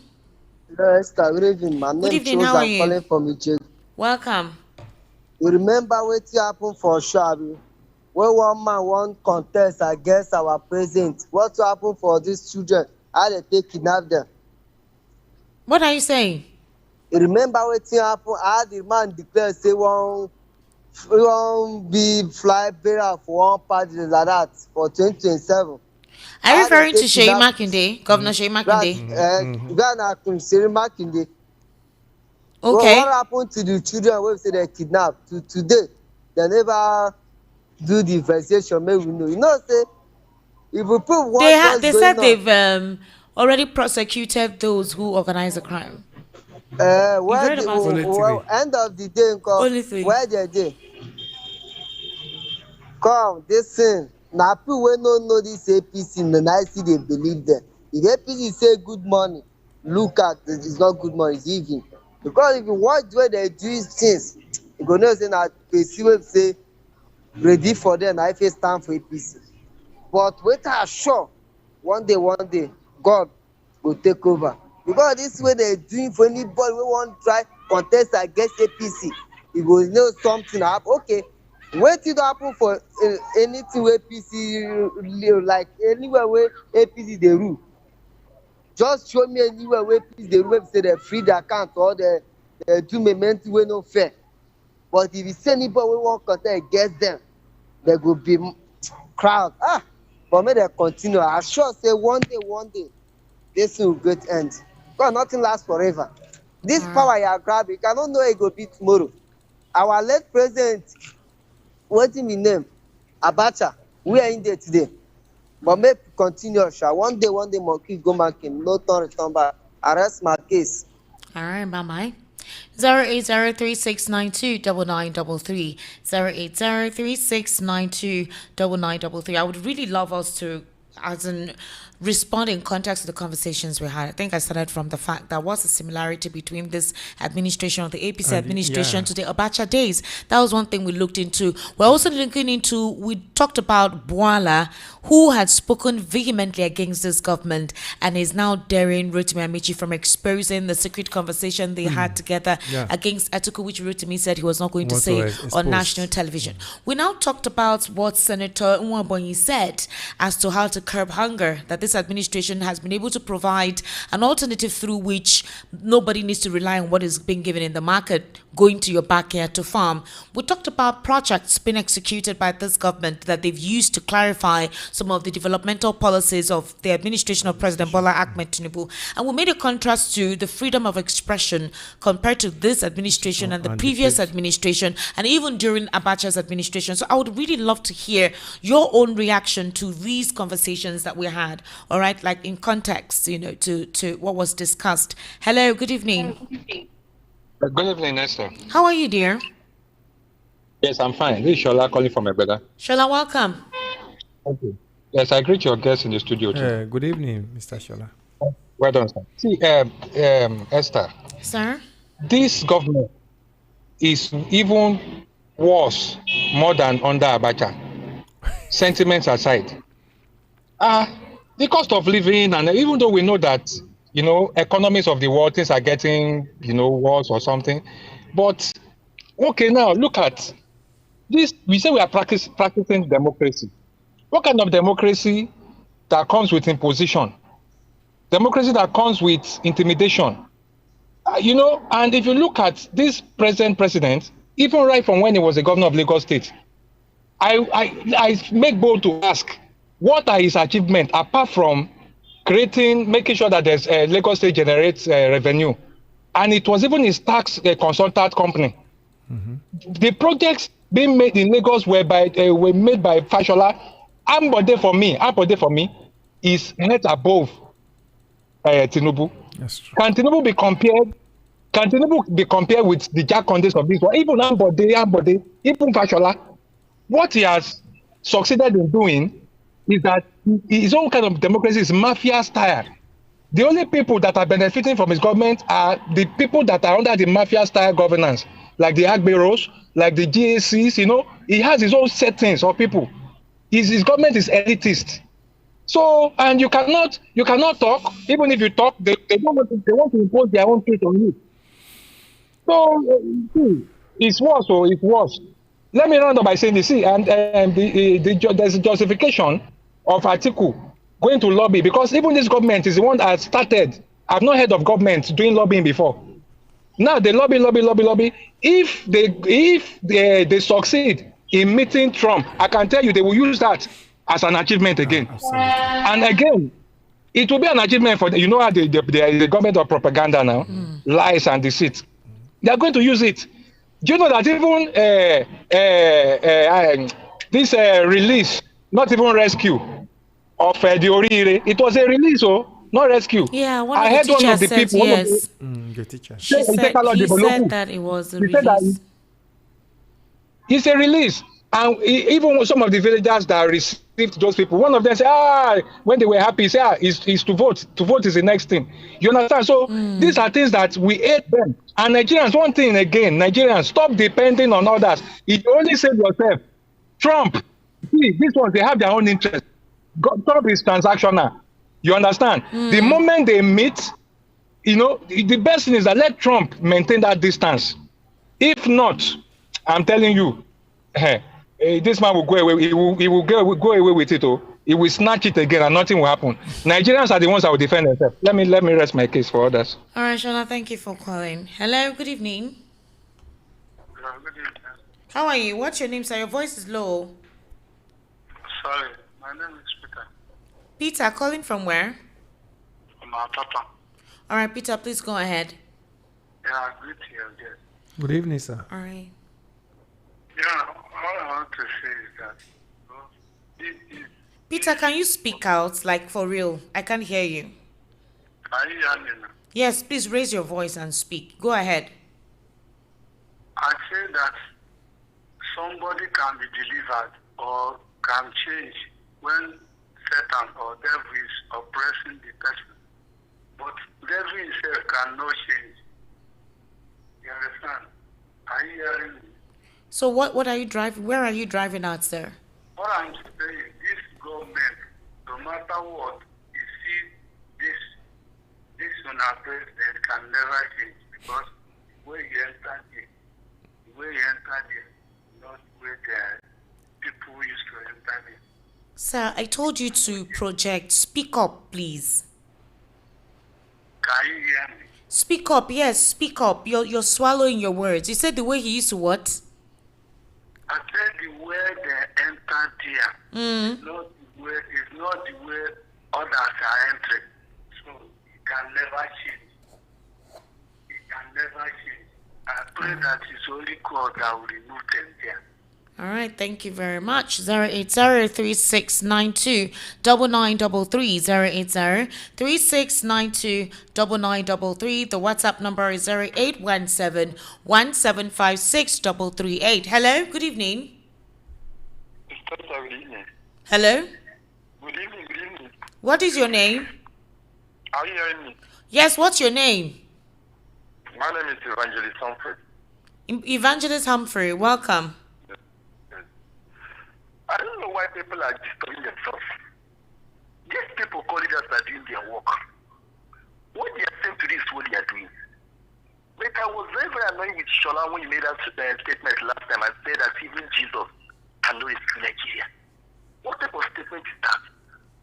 Spiritual control the physical. They are doing their work. What they are going to do is they are doing their work effectively. Now, it's only Jesus that can rescue this country. All the religion and all the God they are serving, most of them are serving fallen angels. And no fallen angel that will rescue this country because all the fallen angels are under the feet of Satan. It's only Jesus that will help Nigeria. No other God, both in heaven and inside the water. Even human beings cannot do it. Let Nigerians go there and vote. Without God's intervention through Jesus, they can't do anything, they can't get anything. So when you are complaining that you're doing something wrong, you complain today, complain tomorrow. AI just station, everybody is complaining. If that person want to change, the person will change. But as they are complaining, they are happy. Because their work is working. They are doing their work. I believe that God will give people understanding. Because if you watch John chapter 10 verse 10, they are doing their work. What they are called to this is what they are doing. And if you calculate now, from the time of independence till now, how many presidents have in this country? That's what you need to calculate. How many? How many are doing a legacy out there? First, you not calculate which one has helped this country. That's the what you need to calculate. You see that they are doing their work. And if they start to see So what are you saying now? What are you proposing? They are doing their work. It's their work they are doing. Someone that want to change will change. They are not really, what they are doing is what they are quoting. That's what they are doing. It's only for Nigerians to pray for God to intervene and help us. So if God is to intervene, are we just going to sit idly by or say be on our knees? Oh God, please intervene and let some magic or miracle happen. God has a plan.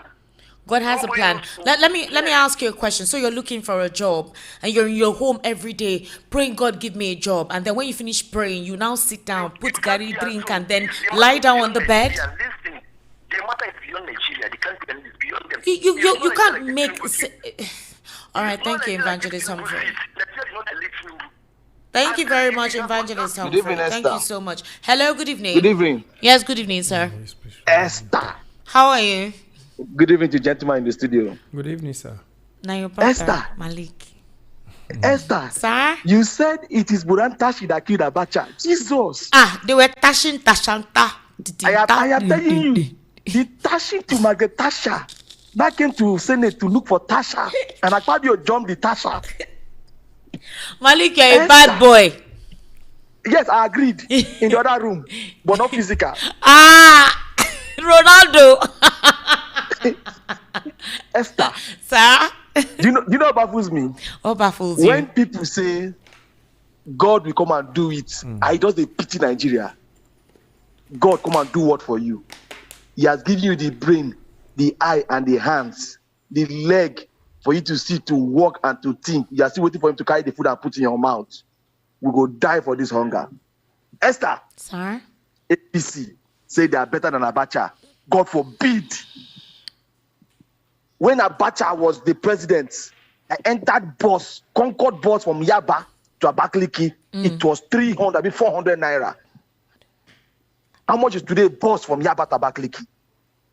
When Abacha, after Abacha took over 99, I see bought fuel 11 naira per liter in Apapa. You are telling me that the government is better than Abacha's government. The only thing the Democrats are giving to Nigeria is how to talk on radio. They have looted than the military. Let's check how much the military looted in 30-something years they rule, and check what the Democrats are taking in 20 years. Is it easy for NNPC to bring editors come and edit and they say 210 trillion is missing? They brought the editors. Auditors. Sorry, you know we no go school now. You went to school, Malik. Don't be naughty. Me go school. I no go school. You know see my WAEC form. After all, this article no get brother, but it won't be present for Nigeria. Now then see I'm for you. The problem of Nigeria is Nigerians, and the solution is Nigeria. When the people realize that wickedness, hatred, and stinginess, greed that we carry in our mind is killing us, and we try to be united to do the right thing and the better for us. Why is it that when you go to that country, you become a citizen of that country, you want to die for that country? Because the country chooses to protect you and make you to be happy. But Nigeria will make you sad. You came in the month of as a Democrat. What are we getting today? Imagine a president saying all is fair in politics. Do you know what that means? All is fair. That means you can kill, you can do whatever you want. It's politics. He's saying so from his own mouth. The same you condemn Jonathan you condemn him to the floor. The same you. Sister, our ways are very long, oh. Very, very long. Look at, they are suspecting an account of a certain stake of election. From days to the election. All in the name that you don't want them to. I only pray that your Osun people should open their eyes and let them put some people to shame, so they will learn a lesson. But I know Nigeria now. After me, they talk, say they give me 2 I vote for APC. I don't talk too much. Malik, wait, I want to do again. Are you kidding? Esther. How much I want to collect before? I cheap now. Sure. You collected 2.5. Esther, give me 2.5 now. I vote for you. Sharply, you. Jesus Christ, I forget about you. Man. No, look at you. That's who Nigeria is now. Forget those who are shouting. Esther, go to bus stop now and be sharp 500. They will say you're a good person. You don't even know you from anywhere. They'll be seeing praise of your name. They don't know you. They don't have your history. They'll say a perfect gentleman, even though you must have stolen that money from somewhere, coming to share here. Maybe the Rica of rice, where they say that they do what's it called again? Empowerment. About they could actually win there's how many billion and share. The Rica of rice in first act, the Rica of beans that they say they're giving food to the poor. Esther, this man has paid 11 trillion for subsidy. Buhari was paying 7 trillion and we're buying for 187 naira per liter. You are paying 11 trillion. Yet we're buying for 1,300. Nobody cough, nobody talk. Nobody, everybody keep quiet, they move up because we don't have that mind. I wanted to get to my turn. I will loot too. Because I'm among the looter squad. Isn't it a shame to a nation that has brilliant people? Ekiti that has the best of doctor and professor. Go and look at that state. You will cry. It is well. Esther. It's not well, oh. Nalayo. Anyway, right. Esther, I have. Good night, Malik. Hello, good evening. Yeah, good evening. How are you? Fine, Esther. Welcome. And your guest, good evening. My name is Michael. I'm calling from Lawansen. Mr. Michael, welcome. Oh, thank you so much. I just want to say a few things. The caller before Malik wanted us to believe that everything is fine only when we allow God to handle it. The people that brought religion to us never stayed in their country and allowed God to bring things for them. They came to Africa and collected us and used us as cheap levels, though that was their own trading. Problem I just want to let everyone know is that you can never get anything if you don't do something. No matter how you pray, if you are hungry and you don't go outside and buy food or you don't cook, you won't eat. You won't eat, true. So let us stop deceiving ourselves. I used to tell people that, like when Tinubu entered in 2023, I was telling one woman that, you see, the religious home will be filled up very soon. And she was like, that means that people want to worship God. I say no, it's because of they will be frustrated and hunger will make them to run into the religious home. We will not go there just because of we want to praise God, but we'll go there so that we'll know if there's any way for us. Every single day I go out, people must ask me for money and it's annoying. Even people that you don't even expect, you will see that they'll be begging you for money. Something that was not happening before. We don't need to say that God will do everything. God has done everything for us. So as far as you are alive, I believe that is the perfect work that God did for you. You now have to do your own part. Please, let's stop deceiving ourselves and telling ourselves that God will do. No, man. This is all I have to say. Thank you so much. Thank you, Michael. Thank you for calling. All right. Hello, good evening. Good evening. Good evening. Esther. How are you? I'm fine, Esther. What is your See, name? this Nigerian. My name is Austin. I'm calling from the UK. Austin from the UK. And this is my first time. Wow. Where is my Finally. bow? You're my colleague's namesake. My troublesome colleague's namesake. Welcome, Austin. Okay. Yes. Esther. Sarah? Esther. I have been watching your program for more than a year now. The most painful part is at least I have opportunity to talk today. You see, the issue is the Nigerian issue. There are two sets of people that is crucifying and killing the country. Politicians and the churches. The day Nigerians will wake up and their brain will be open, they will stop going to church. It's only in Nigeria somebody will go to church from Monday to Sunday because they are jobless. Only jobless people have time to go to church from Monday to Sunday. You understand me? Our politicians are happy that way. That is why Tinubu can tell you that if you go to church, you get hope. Yeah, that we should go to fellowship. That's the arrangement, because that is where you go from Monday to Friday and your brain will be suppressed with lies. Hypocrites are everywhere in the country.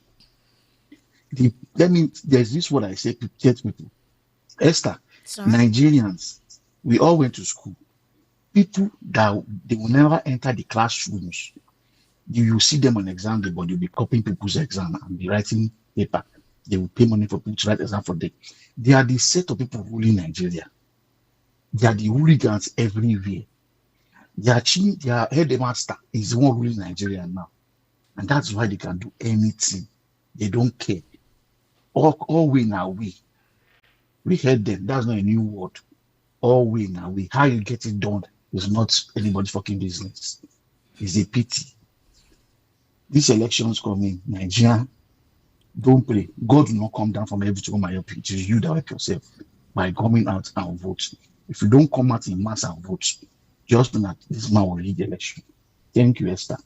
Thank you so much for calling. All right, Austin. Okay, I'm going to take some messages now. Please kindly stay with us. We're still going to take more calls, all right? But let me just read out some messages so you guys don't cut off my head by saying, Esther, you are selecting messages. My people. All right, good evening, Esther. Please, I don't know why you cannot pick my phone. Please read my message. Amechi article, Ofudike na Odiolo. Should you see? I just talk out. Should you see now? Too. And you ended up not saying anything in relation to what was discussed this evening. Okay, this person says, please, if you want to send messages, send it on 0817 1756 338. All right, you can send your WhatsApp messages in there. All right, this person, I'm going to start from those who sent messages at the beginning, at the very beginning of today's program. Okay, so Tinubu's government may not have reached the brutality level of Abacha, but inching towards it. God help us. Let's remember that Abacha never borrowed like Tinubu is doing today. As for Amechi, he spoke well, but would have not spoken against the bishops if he were in APC. Boala, Reno, Mokri, FFK are cases in hand. These people can't speak same if those were imams. Muslim took it again, should be resisted. Chijioke from Isola. Esther, I agree. This is Master Po. Abacha's regime might be bad, but this Tinubu is far worse than because the economy of the country wasn't as terrible and unbearable as it is now. Insecurity, kidnapping, and banditry were not there then. Fuel price remained static then. At least the poor could still breathe then. Abacha's loots didn't affect the common man at that period. So Abacha's regime was far better and incomparable to what we're going through in Nigeria today. Good evening, VOP. Good evening to you. Thank you very much. What shall we say of a country where lawmakers suddenly turned into lawbreakers? In fact, this administration has made this nation a mockery to all nations of the world. It's also certain that no good thing will emerge from them, even if they remain on seat for 1,000 years. I think it's high time we should all use our tongue to count our teeth before 2027. This center must not hold again. Big Sam from Ejegu. Good evening, Esther, Mr. Elvis, Emmanuel in Lagos. Under Abacha, Nigeria had military rule with limited political freedoms and restrictions on dissent. But many remember the fuel prices and the cost of living were lower. The current federal government implemented bad policies called reform. Many citizens are concerned about rising living cost, inflation, fake certificates, suppression, unemployment, insecurity, and high-placed corruption. All right, Emmanuel, we hear you. Good evening, Esther. Good evening to you as well. Esther, Abacha's regime was far better than this APC regime, I beg. During Abacha's regime, people were living in their remote villages peacefully. People travel without fear of kidnappers. Bandits are everywhere now. Killings every day. Pampered by government. Hunger, unka, haba. Esther, Abacha's regime is better. Oh. Tina David from Ikotu. All right, Tina David. Good evening, Esther. It's only those who had not compromised or dined with this government that speak the truth.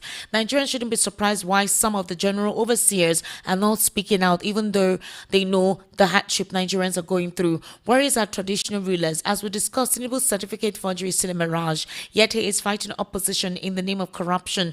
Victor from K2. Good evening, Esther and Mr. Elvis. Abacha's regime is far more better than what we have today. People like Wike, Dave Umahi, Okpabio are not in Abacha's regime. If you ask me, military built a lot of infrastructure in this country than the democratic administration. But in all, this government is the worst government of all time. Chisom from Iyanokpaja. Oh, wow. Good evening, Madam Esther. You guys, let me tell you for free. If Tinubu... not be me go read this message. Esther, good evening. I feel terribly embarrassed and stunned by the mediocrity level of this government. Honestly, I feel Baron de Montesquieu didn't consider a country like Nigeria when he propounded the famous theory of separation of powers. Otherwise, he would have inserted a phrase that would have compulsorily compelled the likes of Akpabio and co. to effectively checkmate the executive, and what would have solved a whole lot of problems. Thank you very much for doing a good job. Uche from Ejigbo. Good evening, Esther. From all indications, based on what has been mentioned and listed out about the tyrant leadership of the military regime, especially under the late head of state, Sani Abacha, when compared with that of the present administration led by President Bola Ahmed Tinubu, is there any difference? Is it the level of poverty, corruption, intimidation, and bad governance you want to talk about? Imagine, despite the fact that the president is still withholding Osun State local government federal allocation, EFCC has gone ahead to freeze the account of the state government ahead of the gubernatorial election that is coming in 10 days' time. Can we actually say that we're practicing democracy? Is there no more freedom of speech for the Catholic bishops to go to Aso Rock Villa and meet with the president in order to speak truth to power? Why should the president, aides, and praise singers take offense over that? Are political office holders not meant to be serving the people? My only advice is that come 2027 general elections, Nigerians should shine their eyes on Laura Agbawawo. God bless Nigeria. Temitope Onate from Ijagemo community. Esther, I greet you and your guest. In fact, he's really saying my mind. During the time of Abacha, things were affordable, but today it's not the same. APC is just disgracing themselves. Must everybody be a farmer? Please let this election be free and fair. Let them see what will happen. Iheme from Agor. Good evening, Esther Wachukan, the analyst in the house. You're doing well. Let no one trouble the opposition. They don't want to operate with propaganda, but in action by massive voting that appointed day, the voters are not noise-making types, but are waiting for the day. Let no one trouble the other political parties. Instead, let the people who feel they have sympathy for Nigeria go to ruling party and ask them how can they convince the populace. Elder Moses Uche Okafor from Ojo, Lagos, Nigeria. Esther, Mr. Eli Mehele made reference to affordable estates put up by Alhaji Latif Jakonde. If government of the day should have their way, they would push out the occupiers of such estates without thinking of the implications. Tony Anele. Good evening, Esther. Can you see the way your guest compares the regime of the military, especially Abacha and civilian regime of President Tinubu? What kind of narration is this, as if it was only your guest that was residing in Nigeria at the time? Please tell your guest to take it easy now. Esther, if not for your intervention, he would have said that Tinubu's regime strangulates freedom of speech even when he comes to your studio almost every day to make all manners of derogatory comments against the president because his preferred candidate failed at the polls in 2023. How about hatred by some people against our amiable president? For how long? There is a Yoruba saying that Bigbo I am coming. I need to read this thing well. Bigbo Ajaki Paja. Kiko Agbo Kikpa Agbo. I am Ahmed. Did I try? Please let me know. I'm learning Yoruba. Esther, good evening. During the IBB time, you can feed your family with 1,500 for 1 week. You can eat chicken and turkey anytime you want. When did you eat turkey last? Almost true. He kodo. Not true. Hey. It's only fish. Oporoko self don't cost. Chineke, na it's true. I no reason am. You mean turkey? I go buy fish. May I hear what? Good evening. I'm Engineer Inde Moruf. Esther, tell your guests there is no other person saying the election other than the opposition parties, people, and their sympathizers. And people like us are telling them no election is going to be rigged. That they should just go out and work hard, mobilize their supporters so they perform well in the coming elections, rather than coming on radio, social media, claiming the ruling party can't win the election as if they are soothsayers. Just like your guest there talking as if he alone constitutes the masses. It's people like him after the election next year will come out crying foul where none will have existed. Oh, okay. Oh, sorry, that's not today's message from Engineer Daymore. Okay, Esther, I frankly disagree with your guest that to have implied that Abacha's era is better than current President Tinubu's reign. Some people are suffering from amnesia. Seriously, Engineer Hinde Morif, really? Or have been blinded by their current political leading sentiments and hate? When I listened to Pat Utomi, who was the originator of this unfathomable comparison, I shuddered.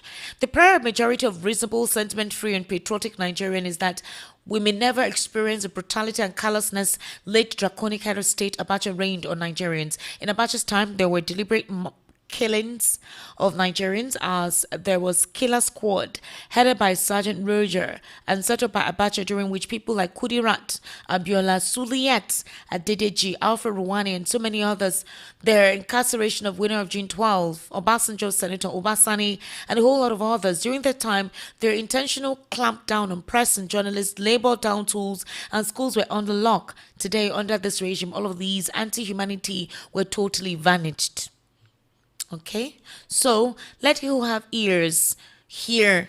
Tinubu needs not to meet any Trump before he wins election, and anybody waiting to see Trump come down here and help them win election will be waiting till thy kingdom come. How do you go? Hello, good evening. Yeah, good evening, Esther. How are you doing? How are you? Welcome. This is Prince Prosper. Prince Prosper, welcome. All right. I called several times yesterday. You don't pick my call. I sent message. I was so annoyed. So it's not deliberate. Honestly. It's not deliberate, no vex. I know, but I call if I'm more than 12 times. But there's no problem anyway. So how are you doing? I'm fine. I'm trying to be fine. Good evening. Good evening. Good evening to the girls. Good evening to the guests. And I also greet both of you. You are doing very well. Thank you. Thank you for making Nigeria know what is eating. Because many people did not understand what was going on in Nigeria and what is going on in Nigeria. So actually, I just want to say some few things. The reason why Nigerians are doing all these things they were doing is as if they don't know what is really going on. Back then, when I was in my primary school, in 90s or not 80s, I used to collect 2 naira as my feeding money, my allowance, 2 naira.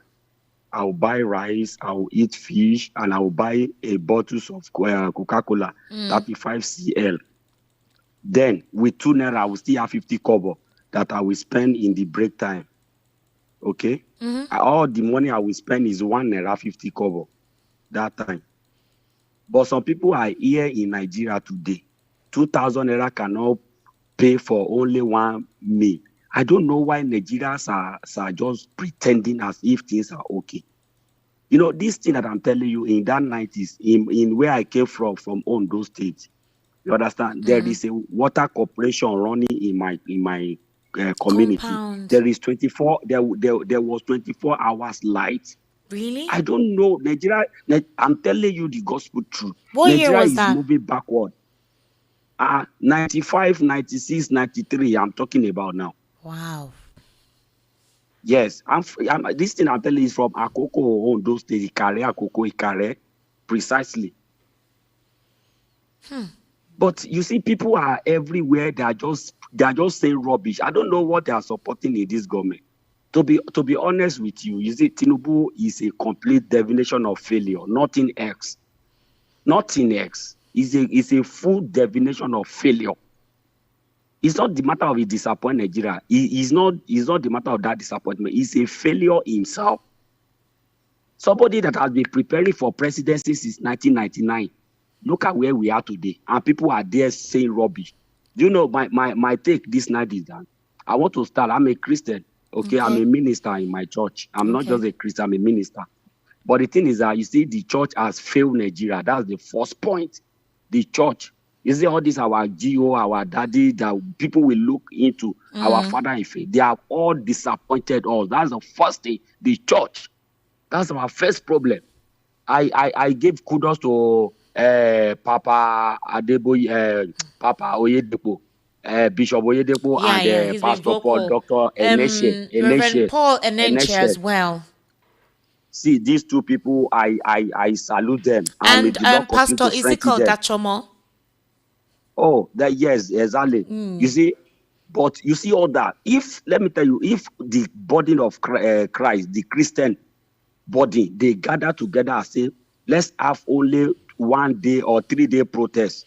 the whole all around the whole nation. Things will turn up. But all of them, they were, many of them, they have their way of, now connecting to the national cake. That's the reason why people are suffering. And I will now be killing myself because of something. But I will not discourage Nigeria. So I'll be saying it, and I will also continue to encourage Nigeria that this government belongs to the people.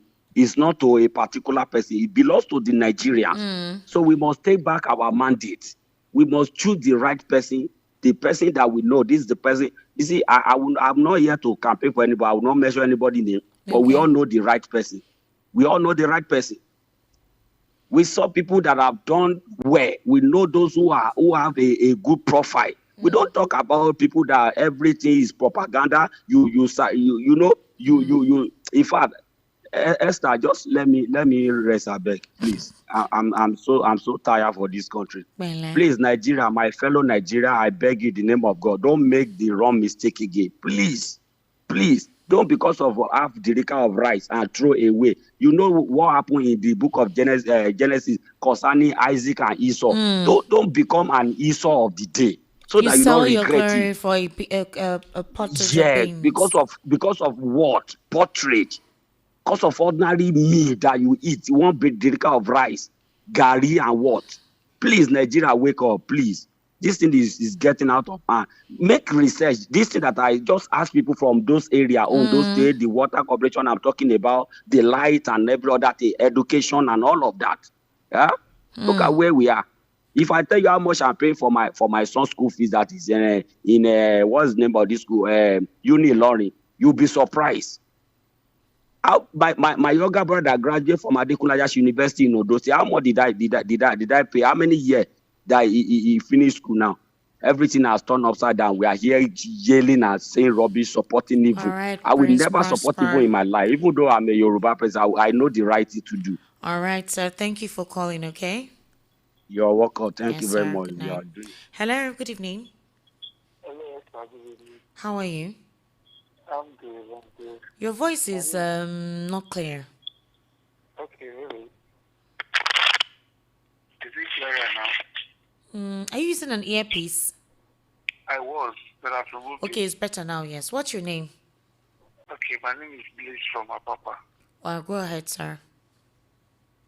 Sir, I just want to first, my greetings to the gentleman in the studio. Mr. Elvis. Yeah, Mr. Elvis, I greet you. My problem, my contribution of my problem is just like one of your callers said earlier. You see, Nigerians are the problem. First, this morning I heard in the news that Tinubu raised the money of the military. You said what? I heard in the news that Tinubu raised the salary of the military and it will take effect later this year. Yeah. Yeah, all those things are just strategy. So that tomorrow when he immortal himself, just like he immortal in 2023, and the judge give him the seat, the military card, because they don't ginger them with the salary increase, they can begin to tell Nigerians not to come out and whatever you get, whatever you see you get. I don't blame the military or whoever. Nigerians are the problem. The last time we went to protest in 2020, electric protest. That's the NSAS. NSAS protest. It was only 1% of Nigerians that came out. 99% was at home. I was even calling some colleagues. They were like, you guys should be on the field. We'll be in the house and be texting and hashtag NSAS. Looking all those hashtag help. Doesn't help anybody. Nigerians are very fearful people. Very, very fearful. They want to be in their houses so that you will go and die for them. Then when you wake up tomorrow, Nigeria is better. That's what they want. It can never ever work like that. Never ever. Now, with all what the president has done, now, there is no way he will not win the election. There is no way he will win. Because if this argument will come out to intimidate Nigerians and the police, the last time they didn't do anything. The police they didn't do anything. And Nigerians just keep quiet. They cry a little bit and they keep quiet. They went back to their houses. That is something that is going to happen in 2027. All right, please. So all of us should come out, right? Make sure that we cast our votes and protect it, yeah? They cannot protect their votes. Okay. In this Apapa that I have, the same people that were complaining to me that the country is this president is bad. They bought one yellow scarf as password for the APC campaign. They went to Apapa, they gave them yes, the same people that are complaining that this admission is bad. They told them, there's one woman leader that told them that their password to the event is a yellow beret. And they bought, a lot of women bought that beret and they went to that program, they call it the empowerment program, they gave them rice, and then after they gave them rice, they told them to vote for APC. Wow. Of the other PVC. These are the same women that are complaining. So that is how Nigerians are gullible and two-faced. And how can you change a corrupt system when you are two-faced? Never. Look at you see all some people are shouting, it will never be like 2023. It's a lie. You wait now, you will see. They will still when they rig themselves to power, when Nigerians want to talk, the ministry will come out, everybody will come out, the judiciary will support and then they will go back and we will wait till 2031. That's what they will do. All right, thank you for calling, all right? Hello, good evening. Esther, good evening. Good evening, how are you? I'm fine. What is your name? My name is Henry Fadigo. Calling from Henry? Festac. Calling from where? Yeah, Henry Fadigo. From Festac. You're from Festac, but your number Yeah. does not indicate you're in Festac. Yes, it's my international line. All right, please go ahead. So, I heard what you people are discussing. I really appreciate what VOP is doing. They're doing a very good job, exposing some of the things people don't understand.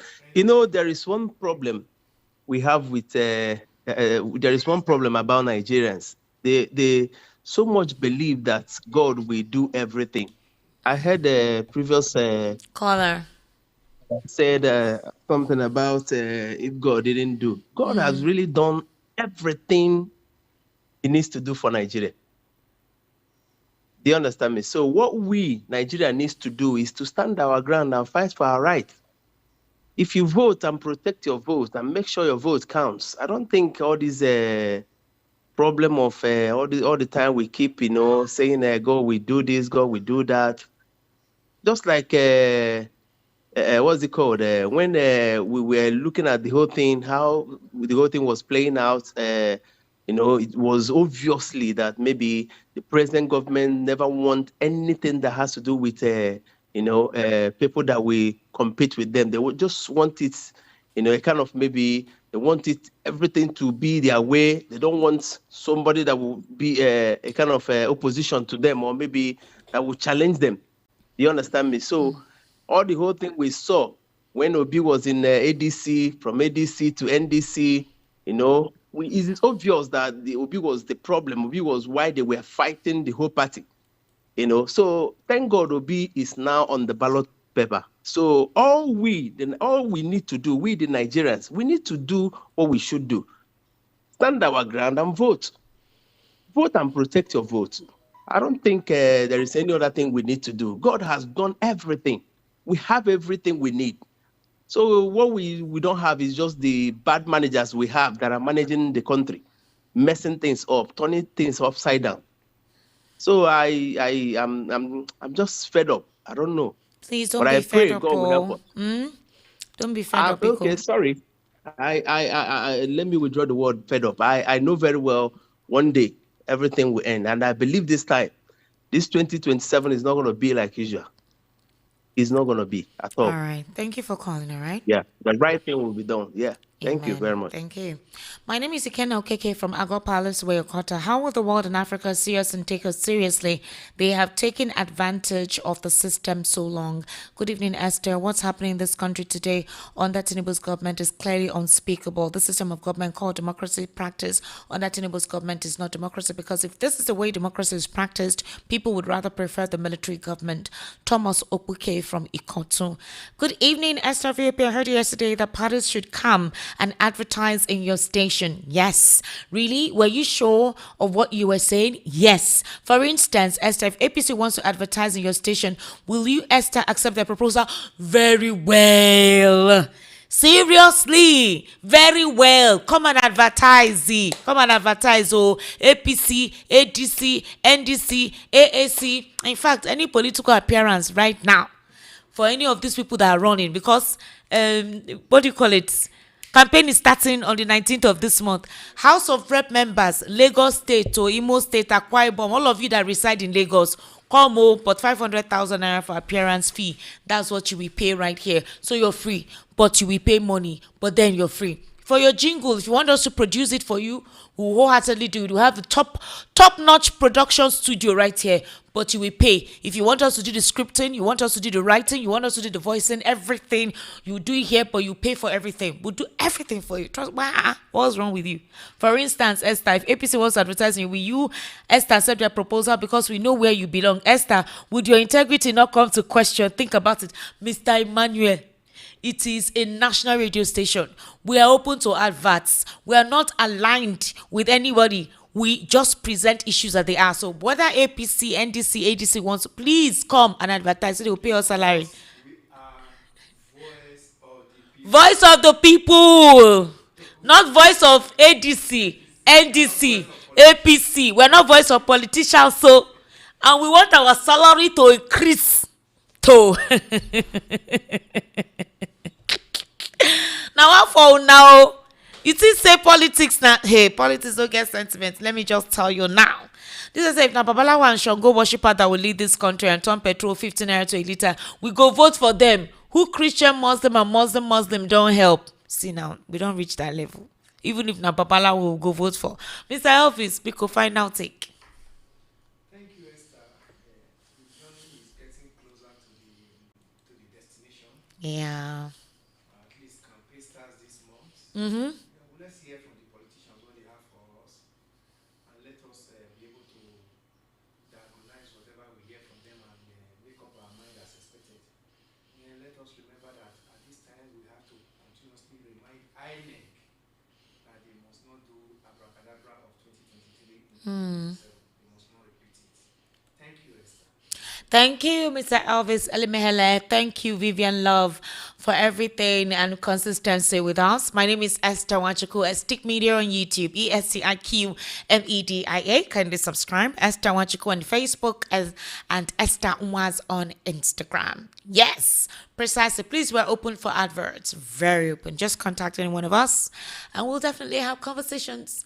Do have yourself a wonderful evening, and I'll be seeing you tomorrow with my notorious Darlington Agumor that will join us on the Evening Rush and the World News at 6. Do have yourself a wonderful evening. Bye for now.